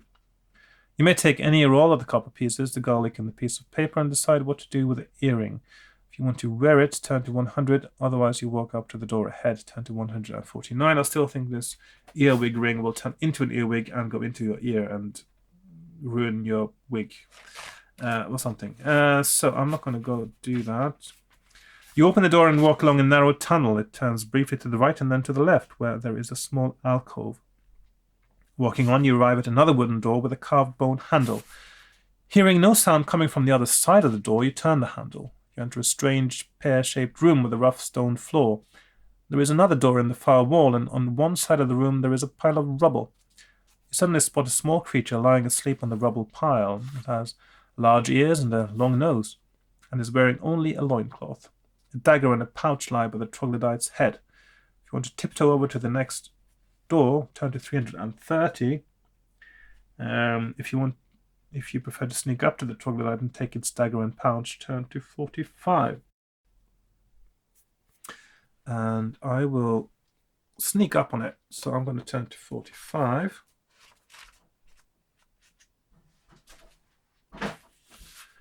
As you creep over towards the sleeping troglodyte, you stumble and trip over the... Oh, hang on. Yes. You trip over the rough floor. Test your luck. So I made it 11. If you're lucky, turn to 70. Yes, I am. I suppose the worst thing that could happen is you actually just wake it up and you could... Why don't you just... I don't have an option to just attack it. Anyway. Regaining your balance, you bend over the sleeping troglodyte and pick up its throwing dagger and pouch.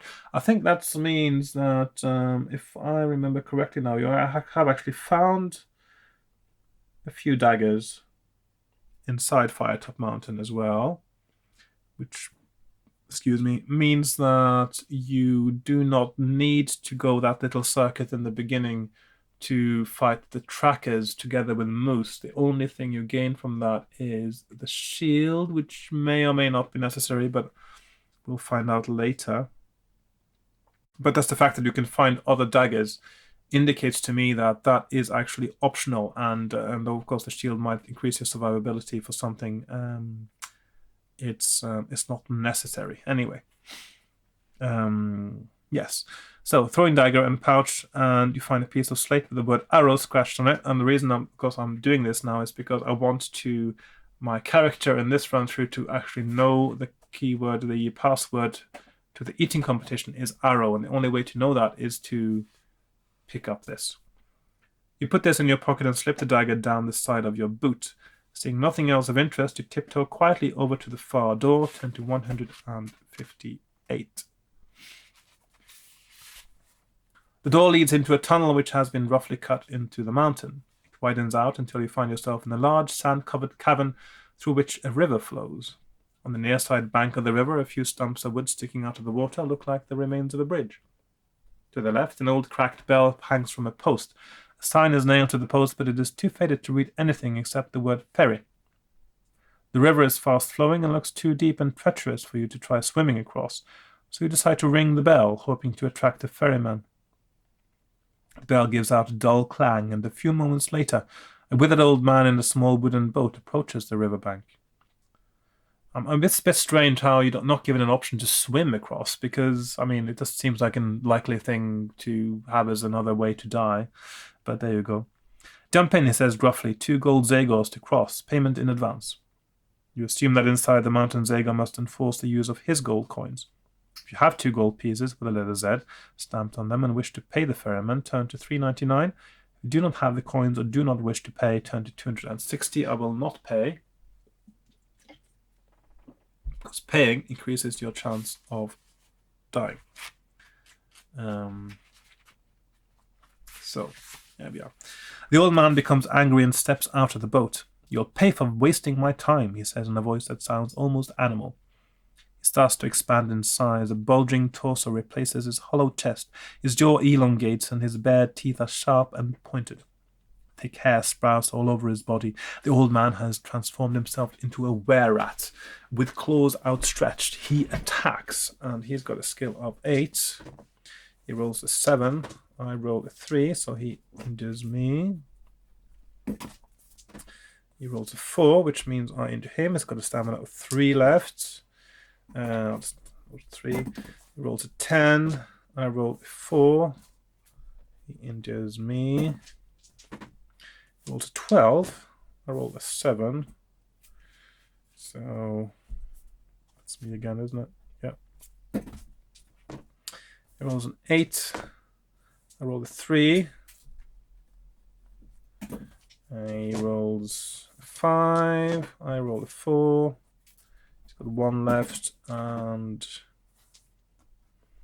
he rolls a 4, so that means he is dead. And I'm down to 10 stamina, which isn't very good. Which means I might actually die from loss of health now at some point. Right.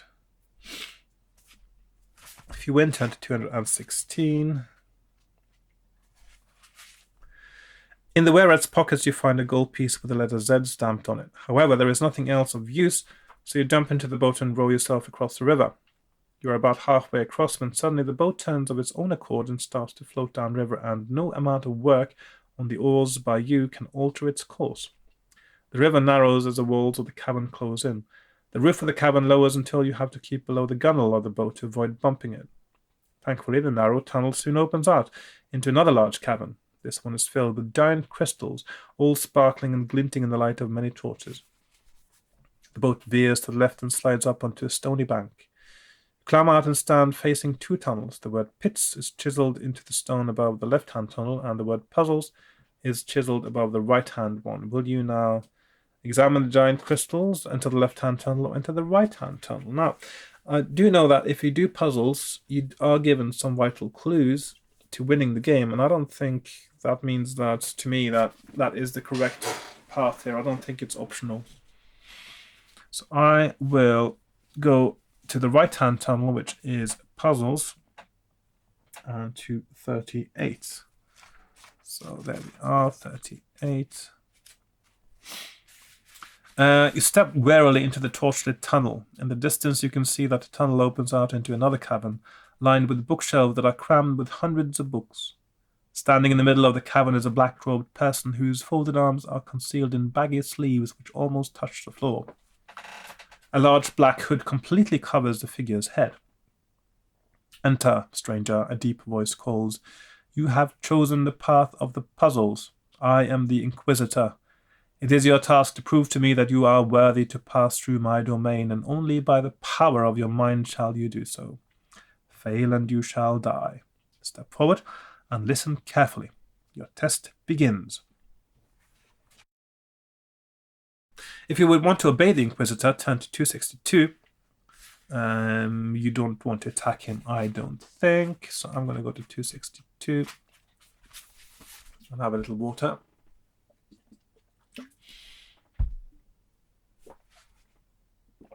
You tell the Inquisitor that you are ready. Good, he replies. There are two puzzles that you have to solve. He holds out his arms in front of him, and suddenly a sword appears in his right hand and a dagger appears in his left hand. The sword and dagger that you see are together worth 300 copper pieces. The sword is worth 200 copper pieces more than the dagger. How much is the dagger worth? If you can work out the answer, turn to the paragraph with that number. If you do not know the answer, turn to 127. So that is 50. 50 for the dagger plus 250 for the sword equals 300. So that is 150, not 127, 50. The sword and dagger disappear from the Inquisitor's hands. He folds his arms again slowly and says, correct. Now, for the second puzzle, you must tell me my age from the information I shall give you. I first went to the School of Evil Magic when I was 4.5 years of age, or brainwashed from an early age. And I stayed there for a sixth of my life. Then I went to the School of Demonic Sorcery for a fifth of my life. I then studied under the great necromancer Hellmoon for a quarter of my life, and since then, for a third of my life, I have been in the service of Zagor. If you can work out the Inquisitor's age, turn to the paragraph with that number. If you do not know the answer, turn to 127 again, which probably means you die horribly. I know this. I've calculated this the first time. I passed it, which means I know it's 90.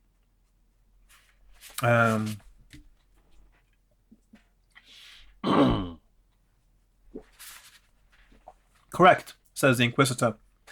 You have earned the right to enter the inner sanctum of Firetop Mountain, where the harmony of the spheres aligns itself to chaos. If you wish, you may avail yourself of my library before you go. If you want to peruse some of his books, turn to 18. If you would rather walk through the cavern and into the tunnel at the far end, turn to 337. I do want to read some books because I've got my magnifying glass with me and it has important information. You discover many strange titles on the bookshelves. Casket of Souls, Transmutation, The Dark Light, and Vampire Blood are just a few. But the one that catches your attention is a tiny leather-bound book entitled Eye of the Dragon. You open it at random, but the print is too small to read. If you have a magnifying glass and wish to read the book, turn to 53. I do. I'm not going to read the vampire book. That is just a red herring.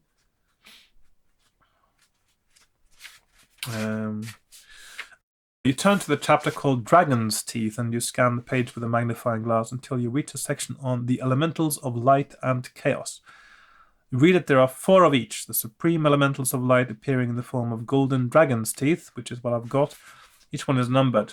The air elemental of light is number 186 and destroys a water elemental, so I've got 186. That's the one I found already, actually. So 186 air, 186 kills water.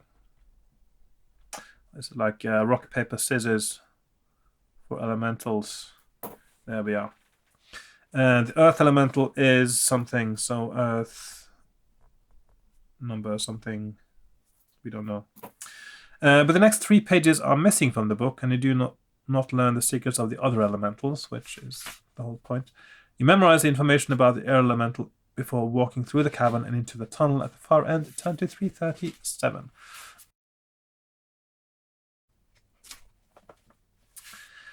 The tunnel ends at the solid wall, which, however, slides to one side as you approach it. You enter a large room and the wall slides back into place behind you. The room is lit by 4 candles standing at the 4 corners of a wooden table in the middle of the room. A polished breastplate lies on the table. If you wish to put the breastplate on, turn to 317, and I will do that because that is a positive thing.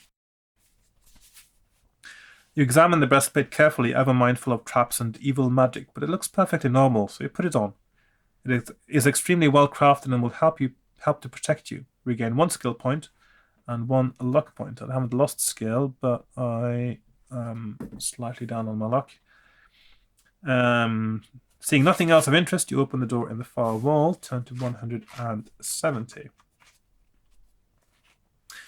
The door opens into another tunnel, and after 20 meters, you come to a door in the right-hand wall. You can hear great gusts of laughter coming from the other side of the door. You try the handle, but it will not turn. If you want to knock on the door, turn to 187. This is where we're getting to the eating competition. If you'd rather walk on, so I'm not going to walk on because then I missed that. And there is another tooth to be had in there. Excuse me. A small hatch slides open in the middle of the door, and you see a pair of big eyes staring at you. What's the password? A voice demands. Well, you answer Zegor, Arrow, or Chaos. And I know it's Arrow. I guessed that right the first time I passed here. The door opens and you are greeted by a small creature with large ears and a long nose. It's another troglodyte. He is flanked by 2 lizard men guards. He looks you up and down appraisingly and says, "No one told me any humans were entering the sheep's eye eating competition. Anyway, no matter, follow me. If you wish to tell the troglodyte that there has been some mistake and that you are not entered for the sheep's eye eating competition, turn to 156. If you prefer to follow the troglodyte in silence, turn to 43. That is what you will do indeed. You are conducted to a table set up in the middle of a large room, around which 3 contestants are sitting, each with a plate of sheep's eyeballs piled high in front of him. You sit down to join them and gulp at the sight of the eyeballs in front of you. You look at the others and try to raise a smile. Your opponent to the left is an old barbarian wearing furs and a leather headband. The one to the right is a Neanderthal-looking caveman, and the one sitting opposite you is another troglodyte who, although of small build, has a potbelly. And everybody knows that sheep's eyes are a troglodyte delicacy. Yummy. The barbarian looks at you fiercely and asks in a gruff voice, "Do you want a side bet on this?" If you want to have a bet with the barbarian on the outcome of the competition, turn to 268, and I do, because if I don't, then I will be found out. I only bet gold against gold, the barbarian continues. No gold, no bet. If you have something made of gold that you are willing to bet with, turn to 326, and I suppose you do.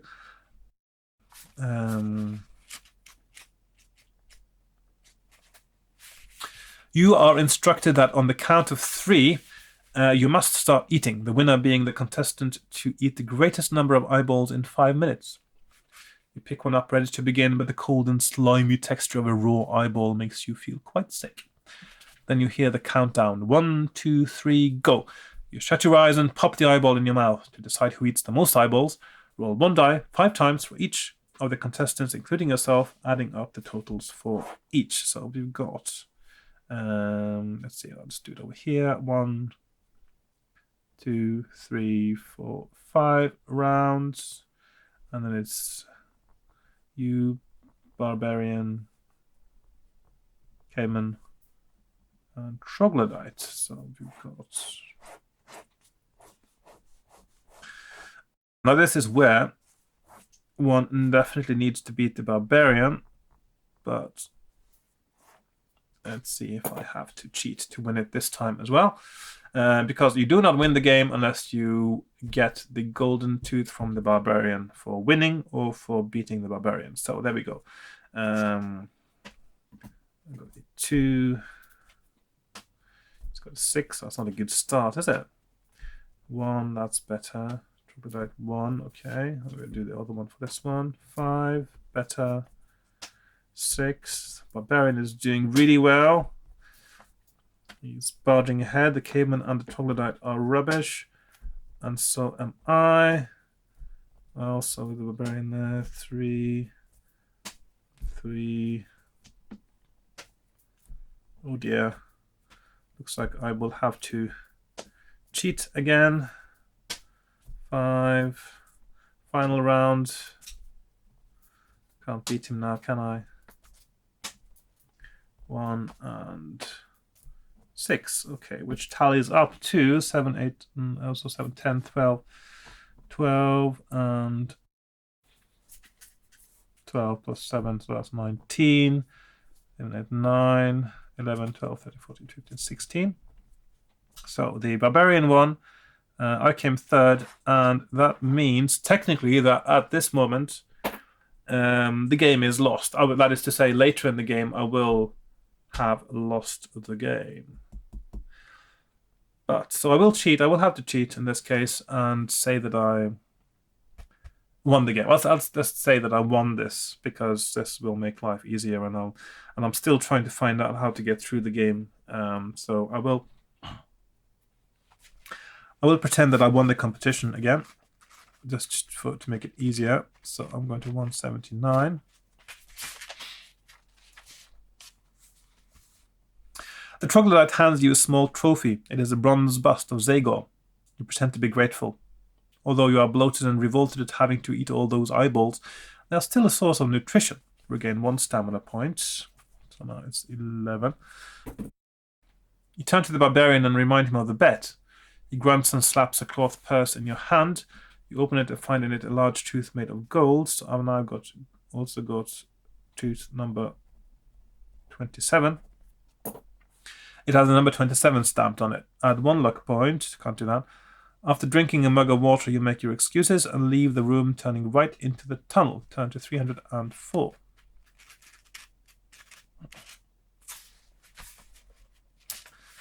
The tunnel seems to be never-ending, but finally you arrive at a T-junction.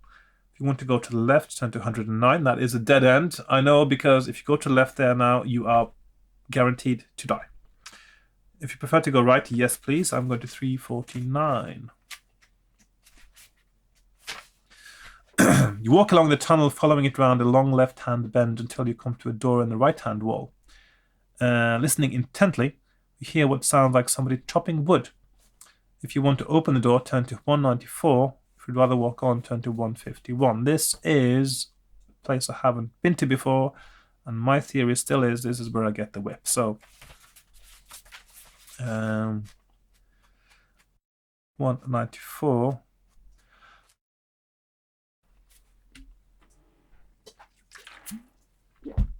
I'm meeting this nice looking guy here. The door handle turns and you walk in on a sight to chill the blood. A fearsome looking warrior practicing his swordplay on a human shaped block of wood that is suspended from the ceiling. Splinters of wood fly in all directions as the warrior's heavy two-handed sword crunches into the wooden dummy. That's not a very good way to practice your sword fighting, because a wooden dummy will actually blunt your sword. Oh well. The warrior is wearing thick metal armor with spiked shoulders. His helmet is horned and covered with demonic symbols. There is no mistaking a chaos warrior. On seeing you, the warrior raises his sword and lets out a war cry. And he's got a skill of 10 and a stamina of 10. It's quite a powerful thing. That's done. So he rolls an 8, I rolled a 7. That means he is down to 8 stamina. He rolls... Oh, nice. So that he is down to 6. He rolls 6. I rolled a 7. He is down to 4. He rolls 5. I roll 6. He is down to 2 stamina. He rolls 7. And I roll 6. He is down to... Oh, sorry, 0 stamina. He is dead. That was easier than expected. If you win 33, 56. You reason that the room is the living quarters of the Chaos Warrior. There is a straw-covered bed in one corner, a table with a half-eaten bowl of gruel in another corner, and a box of assorted objects on a wall shelf. Numerous weapons are standing in a rack propped against one of the walls. Will you take a look at the box, take a look at the weapons, or leave the room and walk on up the tunnel? Let's see... I will take a look at the box, I suppose. Not the weapons. Oh, the same difference. I'll just take a look at the weapons first. I presume I'll be able to do both afterwards. The weapons are all fairly ordinary and are probably those taken from the victims of the Chaos Warrior. There's a leather whip, which you decide to take. Oh, yeah. Leather whip. That's... Ooh, what do you know? Will you now leave the room and walk up the tunnel, or will you take a look at the box? I will take a look at the box. The box contains bits and pieces that the Chaos Warrior must have collected over the years. Among the items you find a rat skull, a copper bracelet, 3 gold pieces, 2 silver pieces, silver even, a page from a tiny book, a horseshoe, a calling horn, and a silver pendant on a beaded cord. You put them all into your backpack, except the page from the book, the copper bracelet, and the silver pendant. Will you now read the page from the book? Yes, I will, because that is where you find the clues, usually. The text on the page is too small to read. Magnifying glass, go to 244. There is only half a sentence on the page. It reads number 94 and destroys an air elemental of chaos, which means that is probably Earth. 94 kills air, I presume. What am I doing next? Bracelets. Bracelet. Put the bracelet on your wrist. I'm putting the bracelet on my wrist. I'm feeling adventurous today. There's so many cursed items in this thing. The copper bracelet is a magic healing band. Your wounds are healed and a sudden feeling of strength surges through your body. Regain 4 stamina points. Bravi. Thank you. 15. See, that's what I mean. How non-critical stamina might be. If you want to hang the pendant round your neck, turn to 105. Well, I was lucky with the bracelet. I want to risk it with a pendant. I don't know. Pendants. I don't know. Well, it would seem strange if 2 items are beneficial in one place. I'm going to leave the pendant. I'm going to go up the tunnel now and go to 151. You arrive at the wooden door in the left-hand wall. Listening at the door, you hear the sound of feet shuffling slowly across the stone floor. If you want to open the door, turn to 60. If you would rather walk on, turn to 32. So I'm going to 60.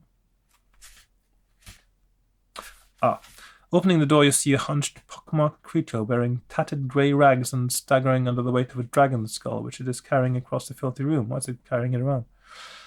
One of the teeth in the dragon's jaw sparkles. It could be made of gold. There is a large wooden crate at the back of the room, but a dragon's tooth in the skull wouldn't be an elemental, would it? There's a large wooden crate at the back of the room filled with straw, towards which the creature is walking. If you want to attack this creature, turn to 212. If you would rather to close the door and walk further up the tunnel, turn to 32. I'm going to attack this thing. I'm just curious about the tooth. The creature is the plague bearer, and although it is not strong, a single touch of its hand upon your skin will turn you too into a plague bearer, to live forever in the twilight world of servitude. Okay. If you lose even a single attack round, you will become a plague bearer and your adventure will be over. If you win, turn to 241. Okay, so he's got a stamina of 4. That's quite low. Well, you wouldn't have a high stamina if you had a plague all the time. And a skill of 6. So he rolls 4, which means I get the first strike. He's got a stamina of 2. He rolls 11, which means a total of 17. I need to roll 5 or better. I did. And he is dead. If you win, turn to 241. You prise the gold tooth out of the dragon's jaw and inspect it closely. It is plain and has no markings. You put it in your pocket and inspect the dirty room. Against one wall stands a small table on which there is a human skull with a candle burning on top of it. You notice that the top of the skull has been cut through. If you wish to lift the top of the skull, turn to 165. Excuse me. If you would rather leave this room and turn left into the tunnel, turn to 32. Yeah, I'll lift the top of the skull. There's going to be something nasty under there, isn't there?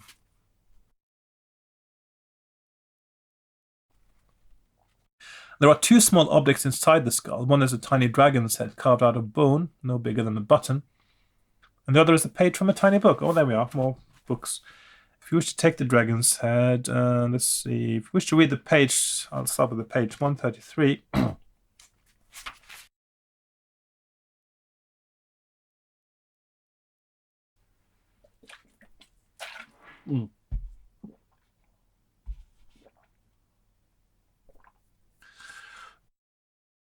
Okay. The text on the page is too small to read. If you have a magnifying glass, turn to 81. There is just a single sentence on the page. It reads, the fire elemental of light is number 315. Fire, number 315. And destroys an earth elemental of chaos. So, what we have is air, destroys water. Earth destroys air, fire destroys earth, and that means that water, number something, destroys fire. Well, obviously, of course it does. So, I just need the number for the water there, because that would be the last tooth. So I've got tooth 186 and 27, which means 27 is probably the water elemental that destroys fire, but of course that needs to be verified. I'm not sure if there are any red herrings with the teeth, whether there are more teeth than you actually need. Wouldn't have thought so. Take the dragon's head. I'll take the dragon's head. If your current luck score is 9 or above, turn to 167. It is. The object in your hand is the original lucky charm. It was made by the wizard Probabus, who held strange beliefs as to what things in the universe were important and what were unimportant. He held that luck was the all-important force, and that some people and creatures were born with it. He did not believe that good or bad luck happened to people as a result of random occurrences. Probabus liked lucky people and disliked unlucky ones, condemning them as worthless if they had not received their measure of luck. You are a lucky person, and Probabus wants you to be rewarded for possessing that quality. The lucky charm detects your high luck factor and rewards you restore either your skill or your stamina. So I am getting my stamina back to 24. So I'm just going to cross out all those things there. Which brings my score.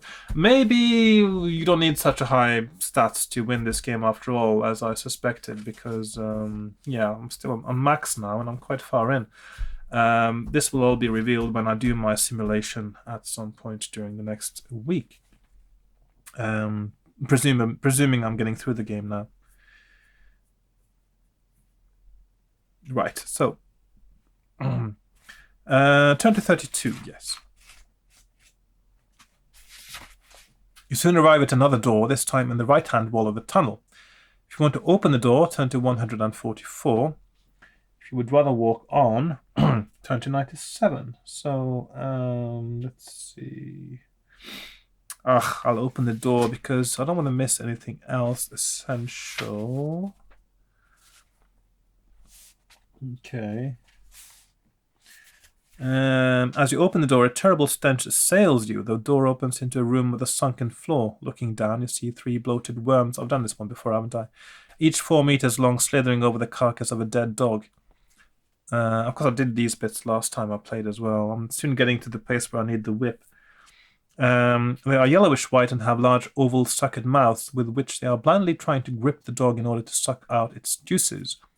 There are several rotting carcasses in the pit, and these are the cause of the nauseating stench. As one of the sucker worms rolls to one side, you notice an ornately made brass box lying on the floor of the pit. If you want to jump down into the pit to retrieve the box, turn to 7. If you would rather close the door behind you and carry on up the tunnel, turn to 97. Okay. No, hang on. I'm not going to 97. I'm retrieving the box. You wait for a gap to appear between the worms on the floor, then you jump. The sucker worms show no interest in you, preferring to feast on the dead flesh of the dog, so they're like huge fly maggots, I guess. However, one of the worms has rolled over on top of the box. Would you wait for it to slide off the box? Or hack it with your sword? I'll just wait for it. Let's see, 1307. The worm slips off the box almost immediately. You seize your opportunity, grab the box, and scramble out of the pit. Back in the tunnel, you shake the box, but can hear no rattling coming from it. You cautiously lift the lid, only to discover that the box contains nothing more than a page from a tiny book. Well, those are very interesting things. You turn the box over and see that the word fire is scratched on its underside. The box is quite large, and if you wish to put it in your backpack and take it with you, you will have to leave 2 other items behind. I can't imagine you need this box for anything. I think this is a reference to something in the original, in the Warlock of Firetop Mountain, the book number 1.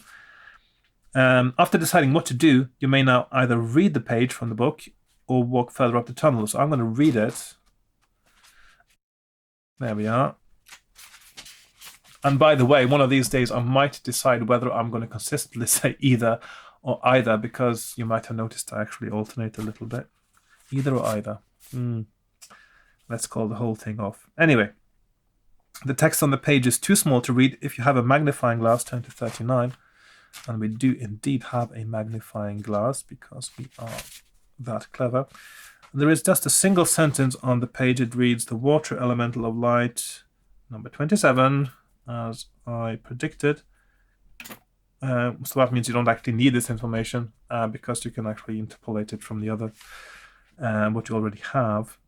Destroys fire. So yeah, you memorize the words while you walk up the tunnel. Turn to 97.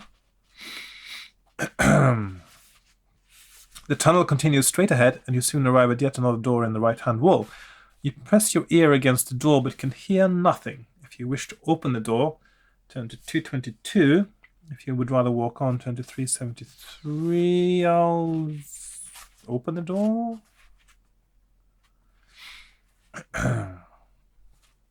The door opens into a room which appears to have been long forgotten. The floor is thick with dust and debris, and there are cobwebs everywhere. Well, it seems to be in sort of a default description of the rooms here. The only light comes through the open door. At the far end of the room sit 2 skeletons slumped in old oak chairs opposite each other and with a table between them. Both are wearing armor and appear to have been playing some kind of board game before meeting sudden death years ago. You notice that the game pieces are all miniature dragons, half of them colored silver and half colored gold. So they're playing chess or something. If you want to inspect the game more closely, turn to 333. Okay. Do I need to do this? Didn't I do this last time? I don't think there was anything interesting about it. I'll just move on to 373, I think.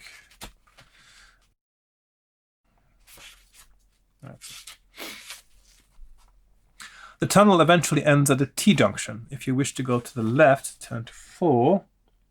If you wish to go to the right, turn to 48. Have I made a note of what is on the left? I'll just see if I can find anything on my map now. Did I make a note of that? I made a note that I'm supposed to go right. I just can't remember what is on the left.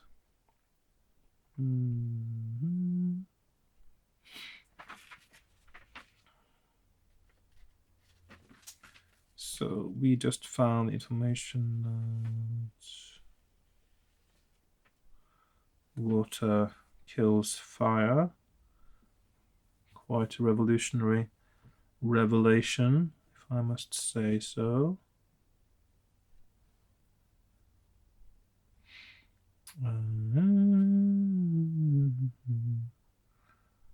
I can't. Right. Ah, okay. Yes, I'm turning right. I think I'm. My note says I'm going to come back to this place. So the tunnel ends at a wooden door with many strange symbols carved on it. Various objects are nailed to the door, including old coins, a rabbit's foot, various small skulls, a copper triangle, and a shriveled ear. Sounds quite witchy. You listen at the door and hear a woman's voice ordering someone to bring her a bowl of crushed maggots. If you want to open the door, turn to 305. 305. Yes, there we are. The door opens and you behold a lavishly furnished chamber. The walls are covered with red and purple silk drapes, and there are large, brightly coloured cushions lying on the floor. There is an alcove in the far wall, out of which a young boy appears, carrying a bowl. He is wearing a silver headband with a large jewel set in the centre. He carries the bowl over to a glass table where a beautiful woman is grinding components with a mortar and pestle. She too is wearing a headband, but hers is made of tiny flowers. Her gossamer thin robes billow in the draught from the tunnel, and she looks up and smiles at you. "Come in and close the door," she says in an alluring voice. "If you are wearing a gold ring with the words 'Seeing is Believing' inscribed on it, turn to the paragraph with a number that is the same as that on the ring." Hang on. Did I not find this ring that said 'Seeing is Believing'?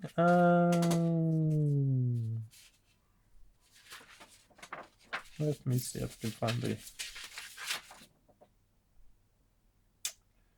Ring. Okay. 215, let's see. I'm supposed to have passed 215 at some point. Let's see.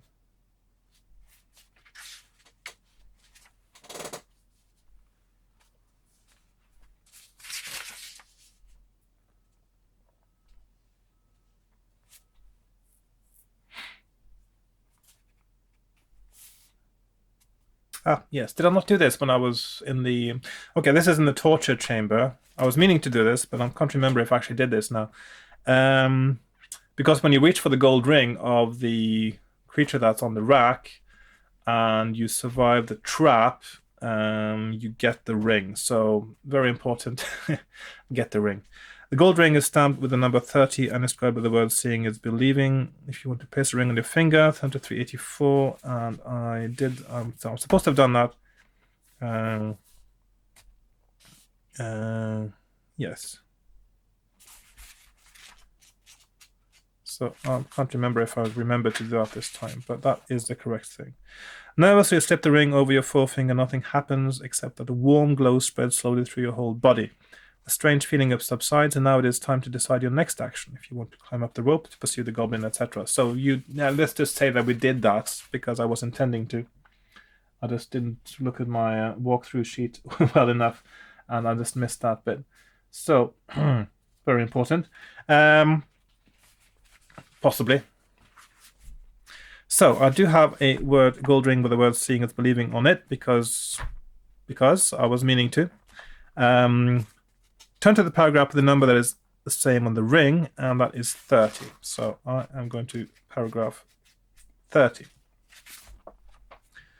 The ring you are wearing allows you to see through illusions. The image of the woman and the young boy slowly fade away, revealing their true identities. In front of you stands a hideous-looking hunchbacked witch. Her wiry, bent and hairy fingers end in long, dirty nails. Her eyes are dark and hollow, and her clothes are tattered rags. A servant is a mutant beast with a human torso and a dog's head. All at once, you hear a voice inside your head, a warning from the ring crying out, "Ring the bell! Ring the bell!" And of course, I do have a silver bell. If you're carrying a silver bell, turn to 22. You quickly take the bell out of your backpack and shake it vigorously. A magical note rings out, and the witch covers her ears, trying to shut out the pure sound. She staggers backwards and starts to scream, before collapsing to the floor unconscious. The dog beast appears unharmed by the bell's ringing. It drops the bowl it is carrying and charges at you, swinging a ball and chain. So that is Mutant Dog Beast, skill 8, stamina 8. That's quite a high stamina. So there we are. And he rolls a 7. I rolled a 6. His stamina is down to 6. He rolls a 4, which means that his stamina is down to 4. I'm just going to skip rolling for myself. He rolls a 7. I roll a 2, which means my stamina goes down to 22. He rolls 11. I roll 8, which means his stamina is 2. And he rolls 11 again. I roll 10, and he is dead.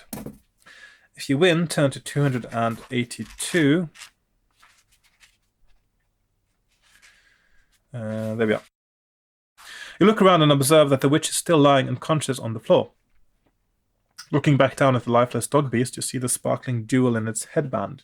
If you want to wear the headband, turn to 338. I don't think so, because I don't know. It seems like probably something to control him or something. If you would rather search a chamber, turn to 115. 115. I think I'll soon need another break to clear my throat because it's very dry today. The witch is not carrying anything of any interest to you. However, when you look behind the drapes, you find a metal panel with a handle set in the wall and the slot above it. Silver coins only, a sign on the wall warns. If you have 2 silver pieces to put in the slot, turn to 264. And I do have 2 silver pieces because I got them when I killed the troll.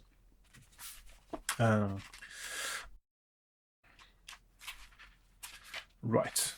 You hear a metallic click and the panel drops down a centimeter. You grip the handle and pull out a metal drawer. Inside the drawer you find a large dragon's tooth made of gold. It has a number 94, so that is, I've got this one, and 94, so I've got that one, and 186, I've got 27, so I've got that one. So I'm still missing tooth number 315. If I've looked correctly here. Should I be missing 315? Shouldn't I have found that already? Have I missed something now?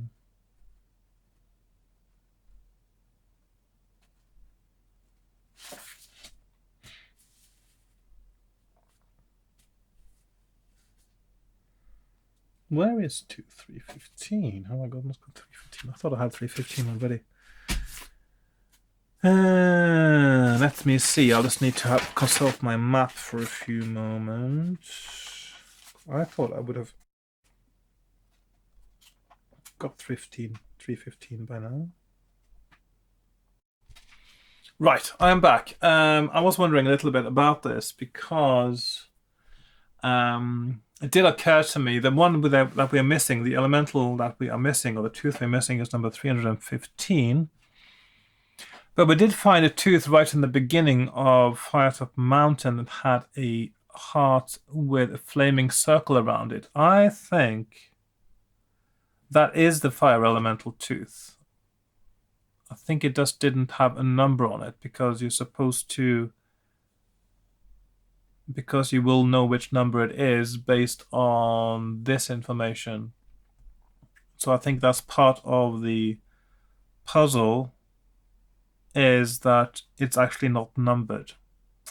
I will have to double check that at some point, but I don't think there is actually stated anywhere in the book that you find a tooth that says 315.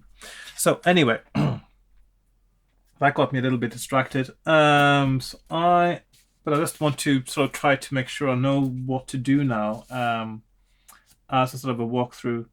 Right, so where am I actually? I am... let's see, 26... Where was I? I was...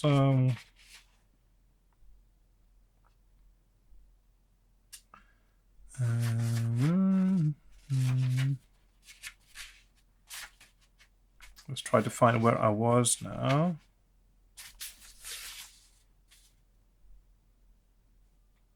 Ah, yes. So I was at...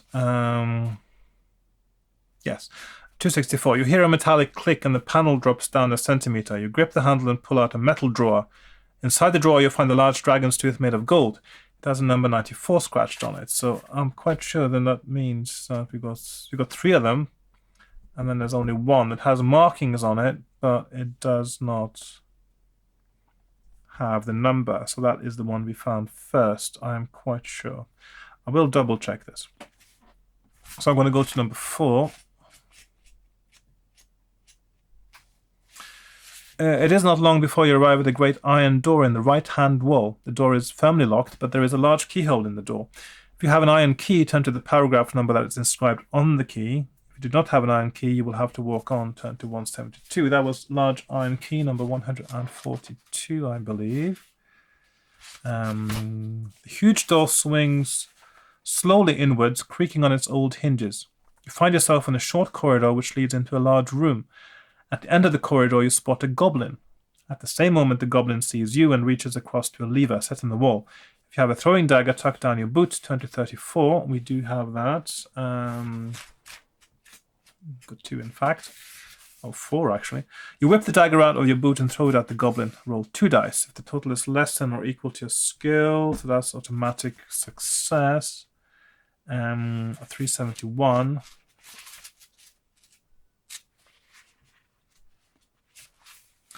The dagger finds its mark, hitting the goblin squarely in the chest, and it slumps forward on its face. After retrieving your dagger, you walk down the corridor and enter what appears to be a meeting room.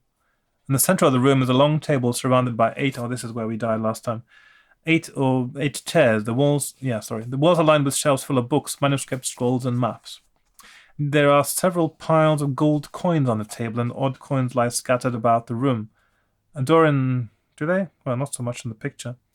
A door in the far wall suddenly opens and an old man enters. He's wearing a long purple gown with a raised collar and a purple headband. "Intruder," he says grimly, "you have no right to be here, but if you're smart enough, you may be of use to me. Answer my question and live. Fail and you die. Tell me, how many gold coins are there in this room?" And I counted them as 52. "Very good," the old man says calmly. "You will make an excellent spy for Zagor, after having made a few alterations to your mind. It is a simple task to alter the human brain for a mind-bender such as I. Now, should I change you into a servant of chaos, or make you just plain evil?" While the mind-bender is chuckling to himself, you decide to strike. Will you use a whip, if you have one, garlic, or your sword? And I will use a whip, because that is the only thing that works in this very instant. And I did pick one up from the Chaos Warriors weapons rack this time. So removing a whip from your belt, you lash out at the mindbender. Your aim is perfect, and the thin leather cord coils round his neck. With a quick jerk, you pull him to the ground. Then you jam a wooden ball in his mouth, cover his... Why would I put a wooden ball in his mouth? Well, I did have a wooden ball. Cover his head with a cloth bag and bind his arms with a whip to stop him from trying any sorcery. If you wish to search the room, turn to 376. If you would rather walk through the door from which the mindbender appeared, turn to 249, and I will examine the room. Thank you very much. 376. After picking up and stuffing into your pockets as many gold pieces as you can carry, doesn't say how many, so I presume gold is not important anymore, or actually was it ever important? Actually, not so much, no. In this game, it seemed only silver pieces were important. At one point, you needed 2 of those, and there is some alternate paths in the beginning where gold is important as well for the outcome, not for winning. You take a look at the various books, charts, and scrolls. Most of them are on the subject of the human and non-human brain. The charts are mainly of Alancia, in particular the areas surrounding Firetop Mountain. The scrolls are written mostly in symbols, but you do find one written in your own language. It is headed The Elementals. You read it and learn that in order to create an elemental from a golden dragon's tooth, the holder of the dragon's tooth must cast it on the floor and say the word Kachondo. Repeating the word over and over in your mind, you pass through the door from which the mindbender appeared. Turn to 249. So Kachondo is the word that Yastromo told me about in the beginning, which is what we need to activate the teeth. Turn to 249. So we have... yeah. The door opens into another corridor. This, you see, leads into a long marble-floored hallway, which is roughly twice the width of the corridor and is lined with what appears to be statues. 3 on either side, but in fact the statues are all mummies, their shriveled bodies wrapped in stained hessian. You enter the hallway on tiptoe, looking around as you go. At the far end of the hallway there is a door. A clock suddenly chimes and the mummies all move and begin to climb down from their columns. Not one of them is aware of your presence yet. If you have a ring of invisibility, turn to 328. So we do have a ring of invisibility because we found that in the beginning. You rub the old ring hoping its magic is still there. Test your luck, and of course now our luck is back to 12, which means it's 11 now, again. If you're lucky, turn to 346. The old ring has just enough magic left in it to make you invisible, but only for a minute or two. While the mummies are walking around as though exercising their stiff limbs, you escape through the door at the end of the hallway just as the magic is wearing off. Turn to 102, so I'm back to being visible. Ah, okay. The door opens into a small antechamber, the main feature of which is an incredibly ornate door in the far wall. A huge letter Z stands in relief on the door, which is embossed with gold leaf. Guarding the door is a brutal-looking beast, its outstretched arms resting on the handle of a large spiked club. The beast has leather crossbelts looped across its hairy torso and sports 2 spiked shoulder pads. While its head is wolf-like, it also has horns and is far more gruesome. Would you try to bluff your way past the guard, or waste no time but attack? I'm not going to attack unless there is another way. So 69, bluff. Suppose if my bluff doesn't work, I'll have to attack it anyway. You stride confidently over to the guard. What will you do to get it to open the door? Offer it 10 gold pieces. Tell it that you are the relief guard, or offer it Dark Blade Skullbiter's sword. Oh. So I think I'm going to go with the sword because the other ones aren't telling him you're a relief guard. He won't believe that for a moment, will he? And 10 gold, that seems a bit low. I'm going to go with the sword. I mean, yeah. The guard snarls, but appears to be interested in the sword. You hold out the weapon and the guard snatches it from your hand. The beast looks closely at the blade and even sniffs it. Satisfied that what it has got is worth having, it takes one of the keys on its belt and unlocks the great door. You waste no time walking through the door. Turn to 169.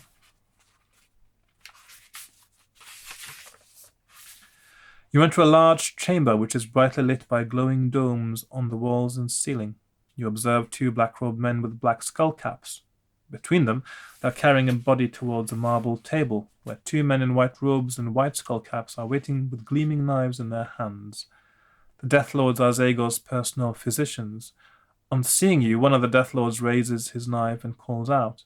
2 goblins, armed with bows and arrows, suddenly appear from a side room. They both take aim and fire at you. If you're carrying a shield, now the shield comes in handy again. If you're carrying a shield, turn to 340. If you're not carrying a shield, etc. So maybe 340. You turn your shield in the direction of the goblins at the very moment when they release their arrows, and you hear the missiles thud into the shield. The goblins run forward to attack you with their clubs, urged on by the Death Lords. First goblin, 5-4, and second, 5-5, and you fight the goblins one at a time. So, yes.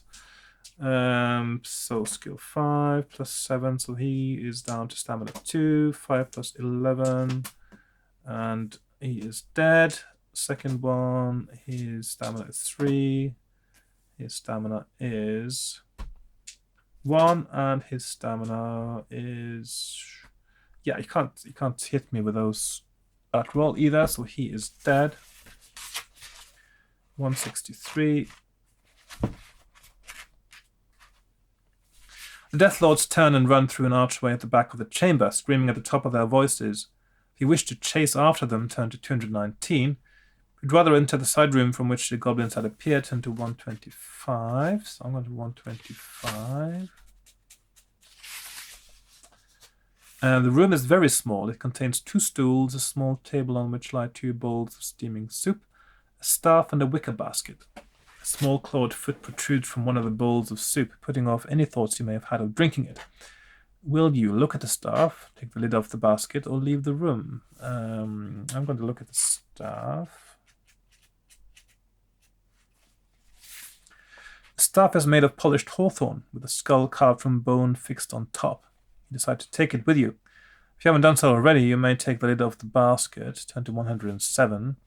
Otherwise, there is nothing for you to do except to pursue the Death Lords.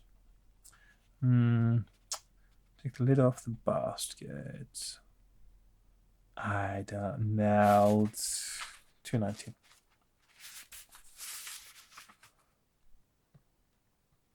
Try to take the lid off the basket. I'm just wondering if...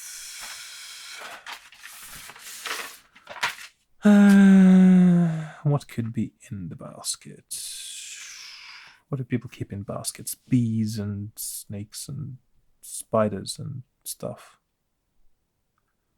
I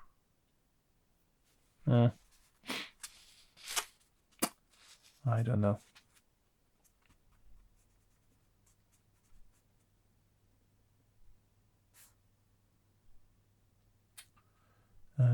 Oh, hang on, did I lose my place now?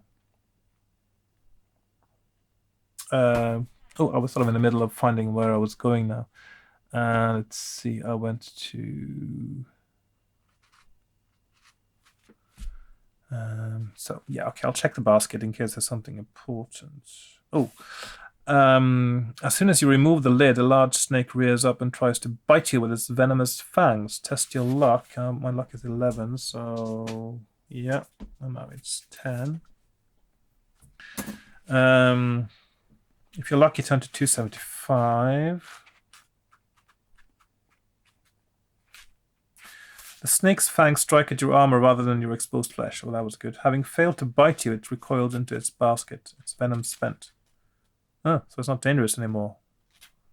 You slam the lid back on the basket to keep the snake inside. Well, I suppose you could have just killed it then. We now take a look at the staff. I did look at that. I'll leave the room and pursue the Death Lords. So that is what I am doing. I'm pursuing the Death Lords. You run through the archway into a circular room with a marble floor. At the back of the room, marble steps lead up to another archway, above which is a single stone with the letter Z embossed on it in gold. But between you and the steps stand the 4 Death Lords, huddled together on a gold crescent inlaid in the marble floor. They are holding small metal spheres above their heads, as though they are about to throw them at you. They look at you coldly and start to murmur an incantation. The floor starts to tremble as their voices grow louder. Suddenly the floor all round you opens up, and you are left teetering on the edge of a deep chasm. Will you try to jump across this chasm?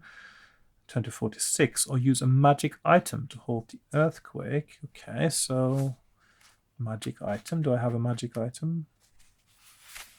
The small stone island on which you are standing starts to crumble away and grow smaller. You must act quickly. You will have time to try only one item. If you have any other following objects, will you drop an onyx egg down the chasm, drop a glass marble down the chasm, or tap the floor with a skull staff? I didn't pick up the onyx egg this time. I do not have a glass marble, or I know how to get that. The only way to get the glass marble is to, when you go to the hut where you fall asleep for the night on the way to on your way to Stonebridge. If you don't make your luck throw, and you meet the hobgoblin and you fight it and kill it, that's when you get a glass marble. So that's not an item you're likely to get and therefore that can't be it. So, but the skull staff that I found just now must be the best option, and I don't have the onyx egg anyway, so I'm going to go 65. You tap the ground twice with the staff, and as quickly as the chasm had opened up, the ground closes again. The Death Lords look suddenly nervous as you walk towards them with the skull staff in your hand. One of them calls out, and they all throw their razor-sharp spheres at you. Roll 1 die, then add 1 to the number rolled for each of the following pieces of armor you may be wearing or carrying. A shield, a helmet, or a breastplate. Well, I've got a shield, I've got a breastplate. I'm not wearing a helmet because that's another item you get from the Hobgoblin, and it's cursed, and I wouldn't want to wear it if I found it, so unless there's another helmet somewhere I haven't noticed. So I've got a +2. 1. Yes, 1 die +2. And I roll a 1 +2, which probably means I'm going to die now, but because I'm just going to find my way through now, so I'm going to just go to 285 first and see what happens. One of the polished steel spheres slices into your forearm and lodges there. Strangely, no blood appears, but when you try to pull the missile out, you find it impossible to do so. Your vision begins to blur, and seconds later you pass out. When you reawaken, you find yourself on a marble table, and 2 Death Lords are hovering above you, wielding sharp knives. In less than an hour, Zago will have a new arm, yours. Your adventure is over. So, is that the second time I've died now? Well, yes, second time I've died. And I'm going to pretend that I did make this, and I'm going to go to 335. The 4 spheres fly past you, lodging in the wall behind you. As each sphere hits the wall, one of the Death Lords vaporizes, leaving only his robes behind in a crumpled heap on the floor. Seeing the letter Z above the archway at the top of the steps spurs you into action. You bound up the steps and run through the archway. While you're running, you can walk into traps and stuff. You now find yourself in a palatial hall. A row of columns run its length, and at the end there are more steps leading up to a plinth. Seated calmly there on an ornate throne is the most evil-looking man you have ever seen in your life. The skin on his face is drawn taut across his skull, and it is held by stitches down both sides of his face. His robes are a combination of purple, black, and white, and a large red Z is emblazoned across his chest. You are face to face with Zagor himself. "Welcome, fool," he says slowly and menacingly. "I have been expecting you." Yes, of course he would say that. "Although I didn't think you would get this far." Well, I didn't really. "But now your reward is a slow and painful death. It was considerate of you to bring me the last limb I need to rebuild my body. Your left arm looks strong. I'll take it." He thrusts his own left arm out of his robes, and you see that it is a skeletal stump. Yeah, you can see it in the picture here as well. His right arm is also visible, and you can see stitches all round his wrist where an outsized hand has been sewn onto a strong arm. This giant hand holds a crystal which sparkles in the yellow light from the domes. Without warning, he tosses the crystal into the air and utters some unintelligible words before catching it again. The air in the hall starts to stir and soon builds to a howling gale. Zago calmly remains seated on his throne as a whirlwind howls down the hall towards you. Its vaguely human shape means that it can be only one thing, an air elemental. But the elementals that Zago can summon are the demon elementals from the plane of chaos. No weapons can affect them. They can be destroyed only by supreme elementals from the plane of light. Their material forms are golden dragon's teeth. If you have any golden dragon's teeth, turn to 113. I will indeed. You take the dragon's teeth out of your pocket just before the air elemental is upon you. You must activate one immediately. If you know the magic word that releases the magic in these teeth, you may say it now. Will you shout Zabaron or Cachondo? And of course we know it's Cachondo. The dragon's teeth in the palm of your hand begin to feel warm, raising your spirits as the air elemental starts to envelop you. The noise of the wind is deafening. You must cast one of the teeth on the floor immediately. If you know which one to use, turn to the paragraph, which has the same number as the number on the tooth. If you do not have the tooth or do not have the right one to counter the air elemental, turn to 365. So, Earth, number 94, destroys air. So we are going to 94.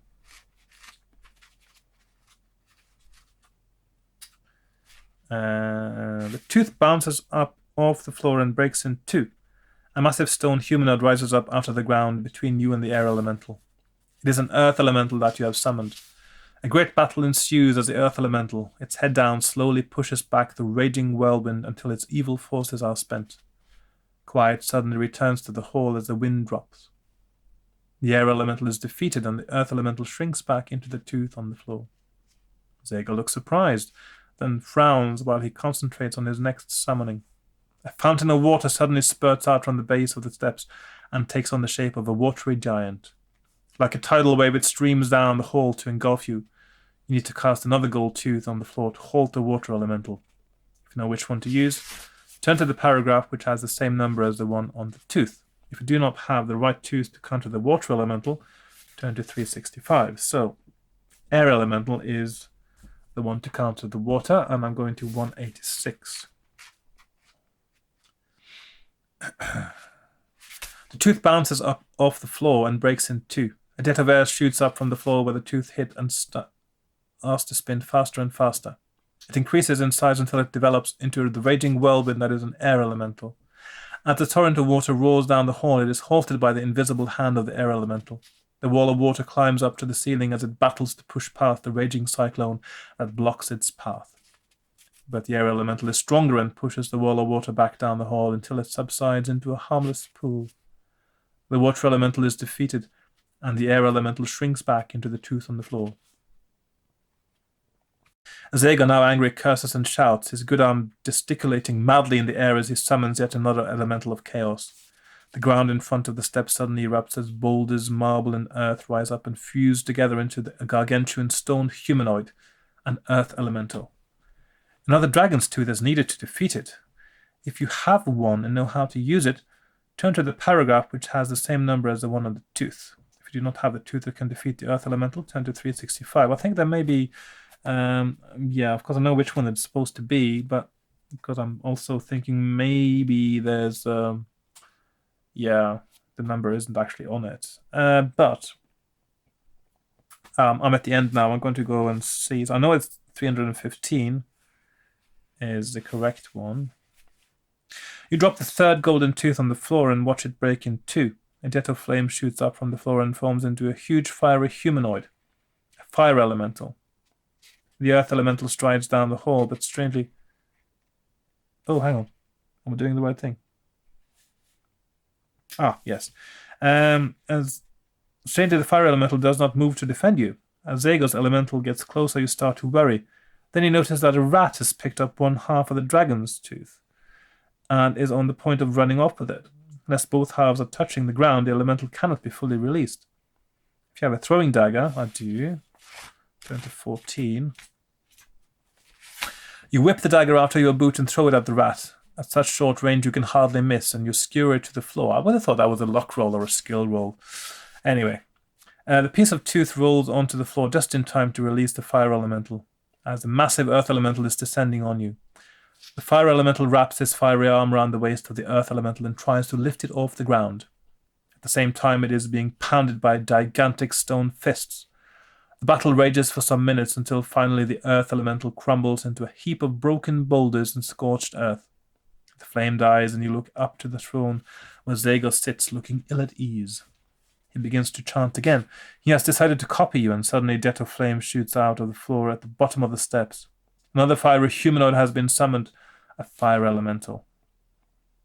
The last of his elementals of chaos.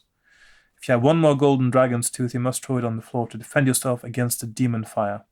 If you have the right tooth, turn to the paragraph which has the same number as the one on the tooth. If you don't have the tooth, turn to 365. So this is water, of course, number 27. Defeats fire.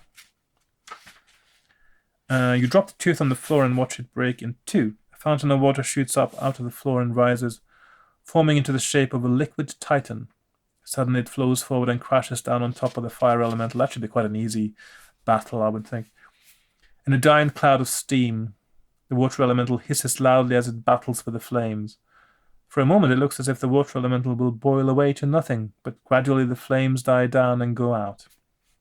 Quiet returns to the hall as the water elemental retreats to the tooth. When the steam clears, you see Zagor standing at the base of the steps. He looks shaken and stands with his head a little down. Perhaps his magic power is all but spent. "We will finish this battle with a duel," he says solemnly. "We will fight with long knives and wearing no armor. Accept this challenge, or with my last energies I will crush you with a thunderbolt. We are equals, you and I, and we must fight on equal terms. It is the struggle between chaos and order we must decide. If I win, chaos will swallow Alancia. If I lose, order will return. Prepare to die." So just good versus evil in this purest form, I would suppose. "Chaos awaits Alancia."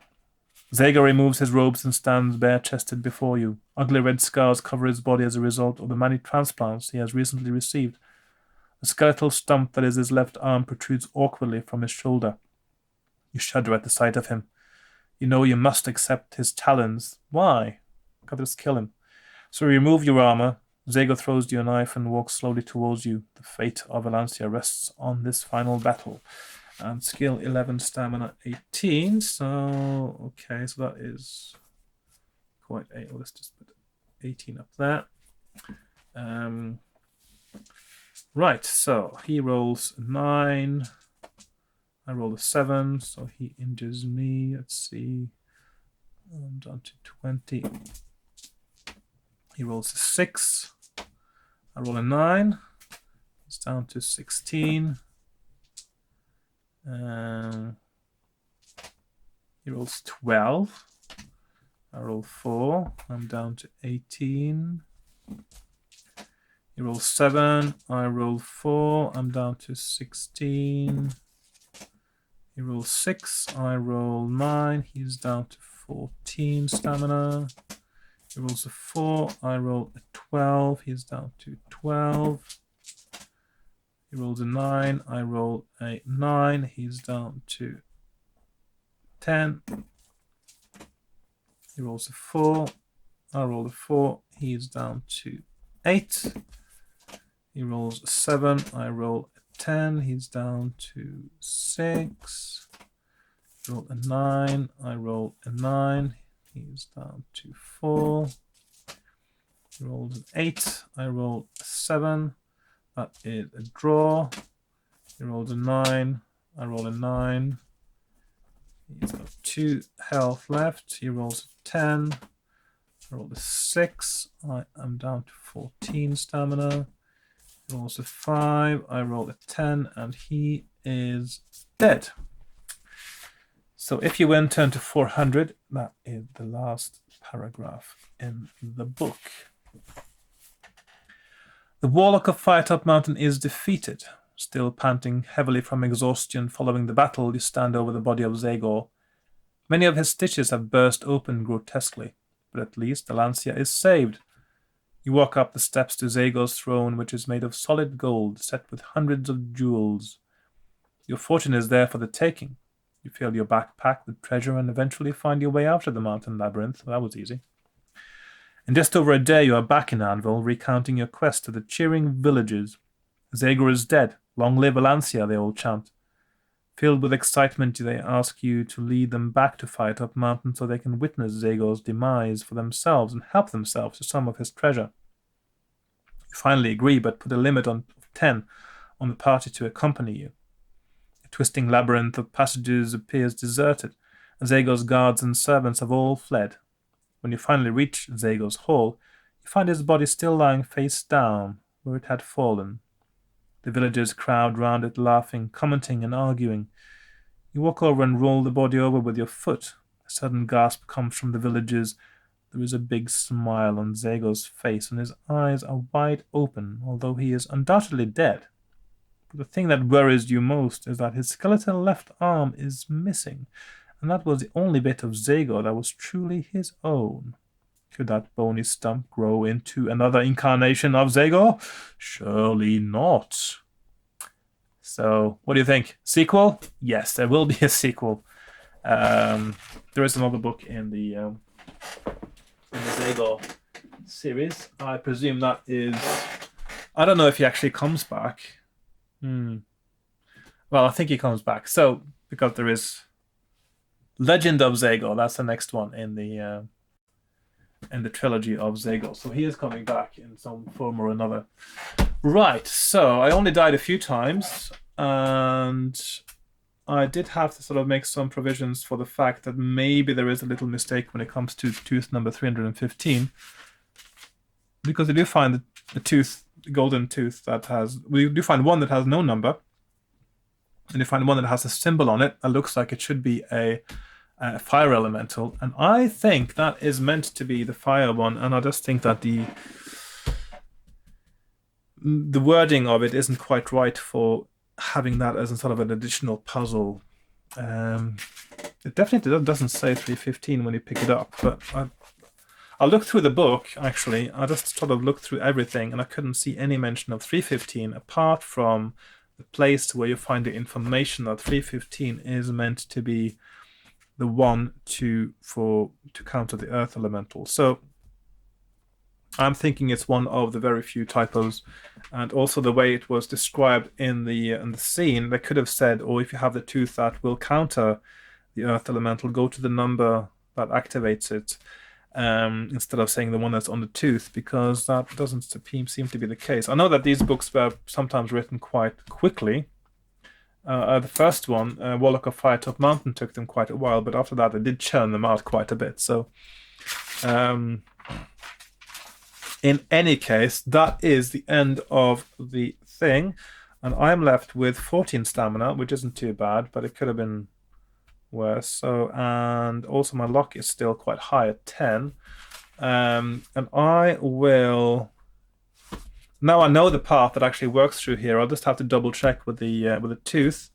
I will make a complete map of every single location and every single choice.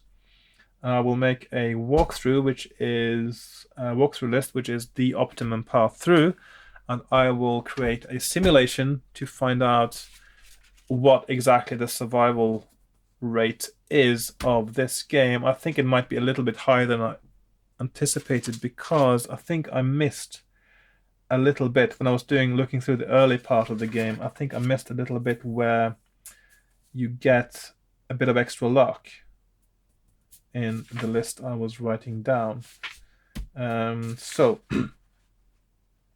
yes, and I'm losing my voice because I think well, I think my throat is a little bit sore today, not a lot, just a little bit. So I think this is definitely more than enough for me today, and I'm sorry about all the coughing I had to do along the way.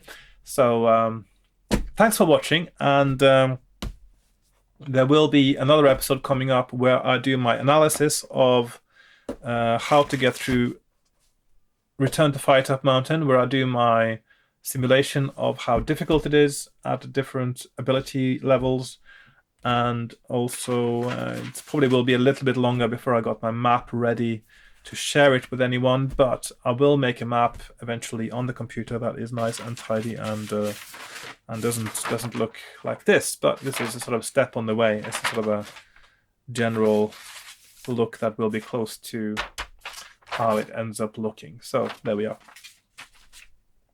So thanks for watching, and I will see you again in the next episode if you're interested in finding out what exactly it takes to win this game. So thanks for now, and goodbye.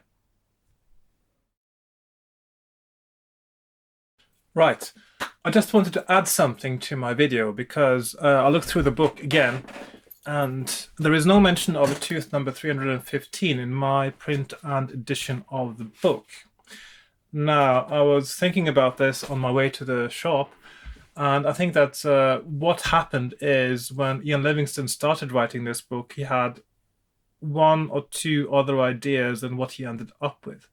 What he might have started with was that any golden dragon's tooth could summon any elemental as long as you knew the spell or the word to cast it, in which case that is would be linked to the number of a paragraph you go to.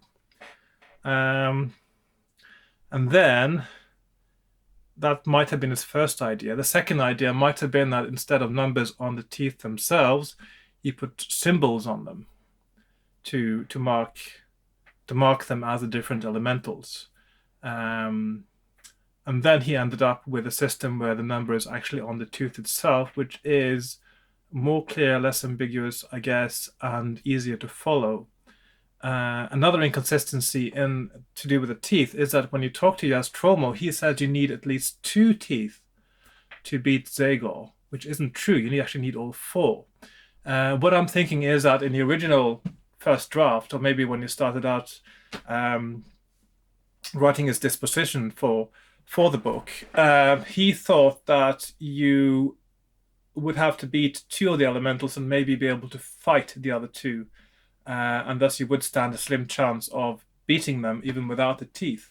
Whereas now, in the final version, you definitely need the 4 teeth to beat Zagor. So I think it's part of one of the very few typos in this book. There is another typo as well, which is a page reference that is wrong. And of course, there's one misspelling as far as I've seen. So it's quite a minor thing, but I'm quite sure I've got the solution to the mystery, that the tooth you find, because all the dragon's teeth that give you an elemental, you gain luck when you find them, and the only ones are the 3 numbered ones and the one with the symbol of the heart with a flame surrounding it. So I think I can safely conclude that the tooth you're meant to find to beat the earth elemental is the one you find quite early on inside the mountain, as long as you remember to bring your gloves, and that's the one with the symbol on it.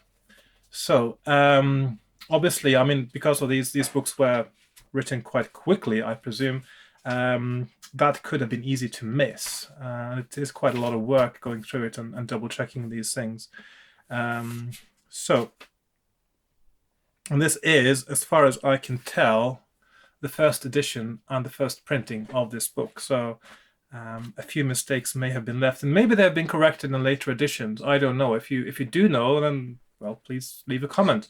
But in this edition, it definitely seems as if there is a slight omission or a change that wasn't conclusively, sort of consistently corrected all the way through the book. So that's it for now, and thanks again for your patience in watching this, which I think is definitely by far the longest video I've done yet. And if you watched the whole thing, well, I'm impressed. So, well, I'll see you next time. Thanks for watching, and goodbye for now.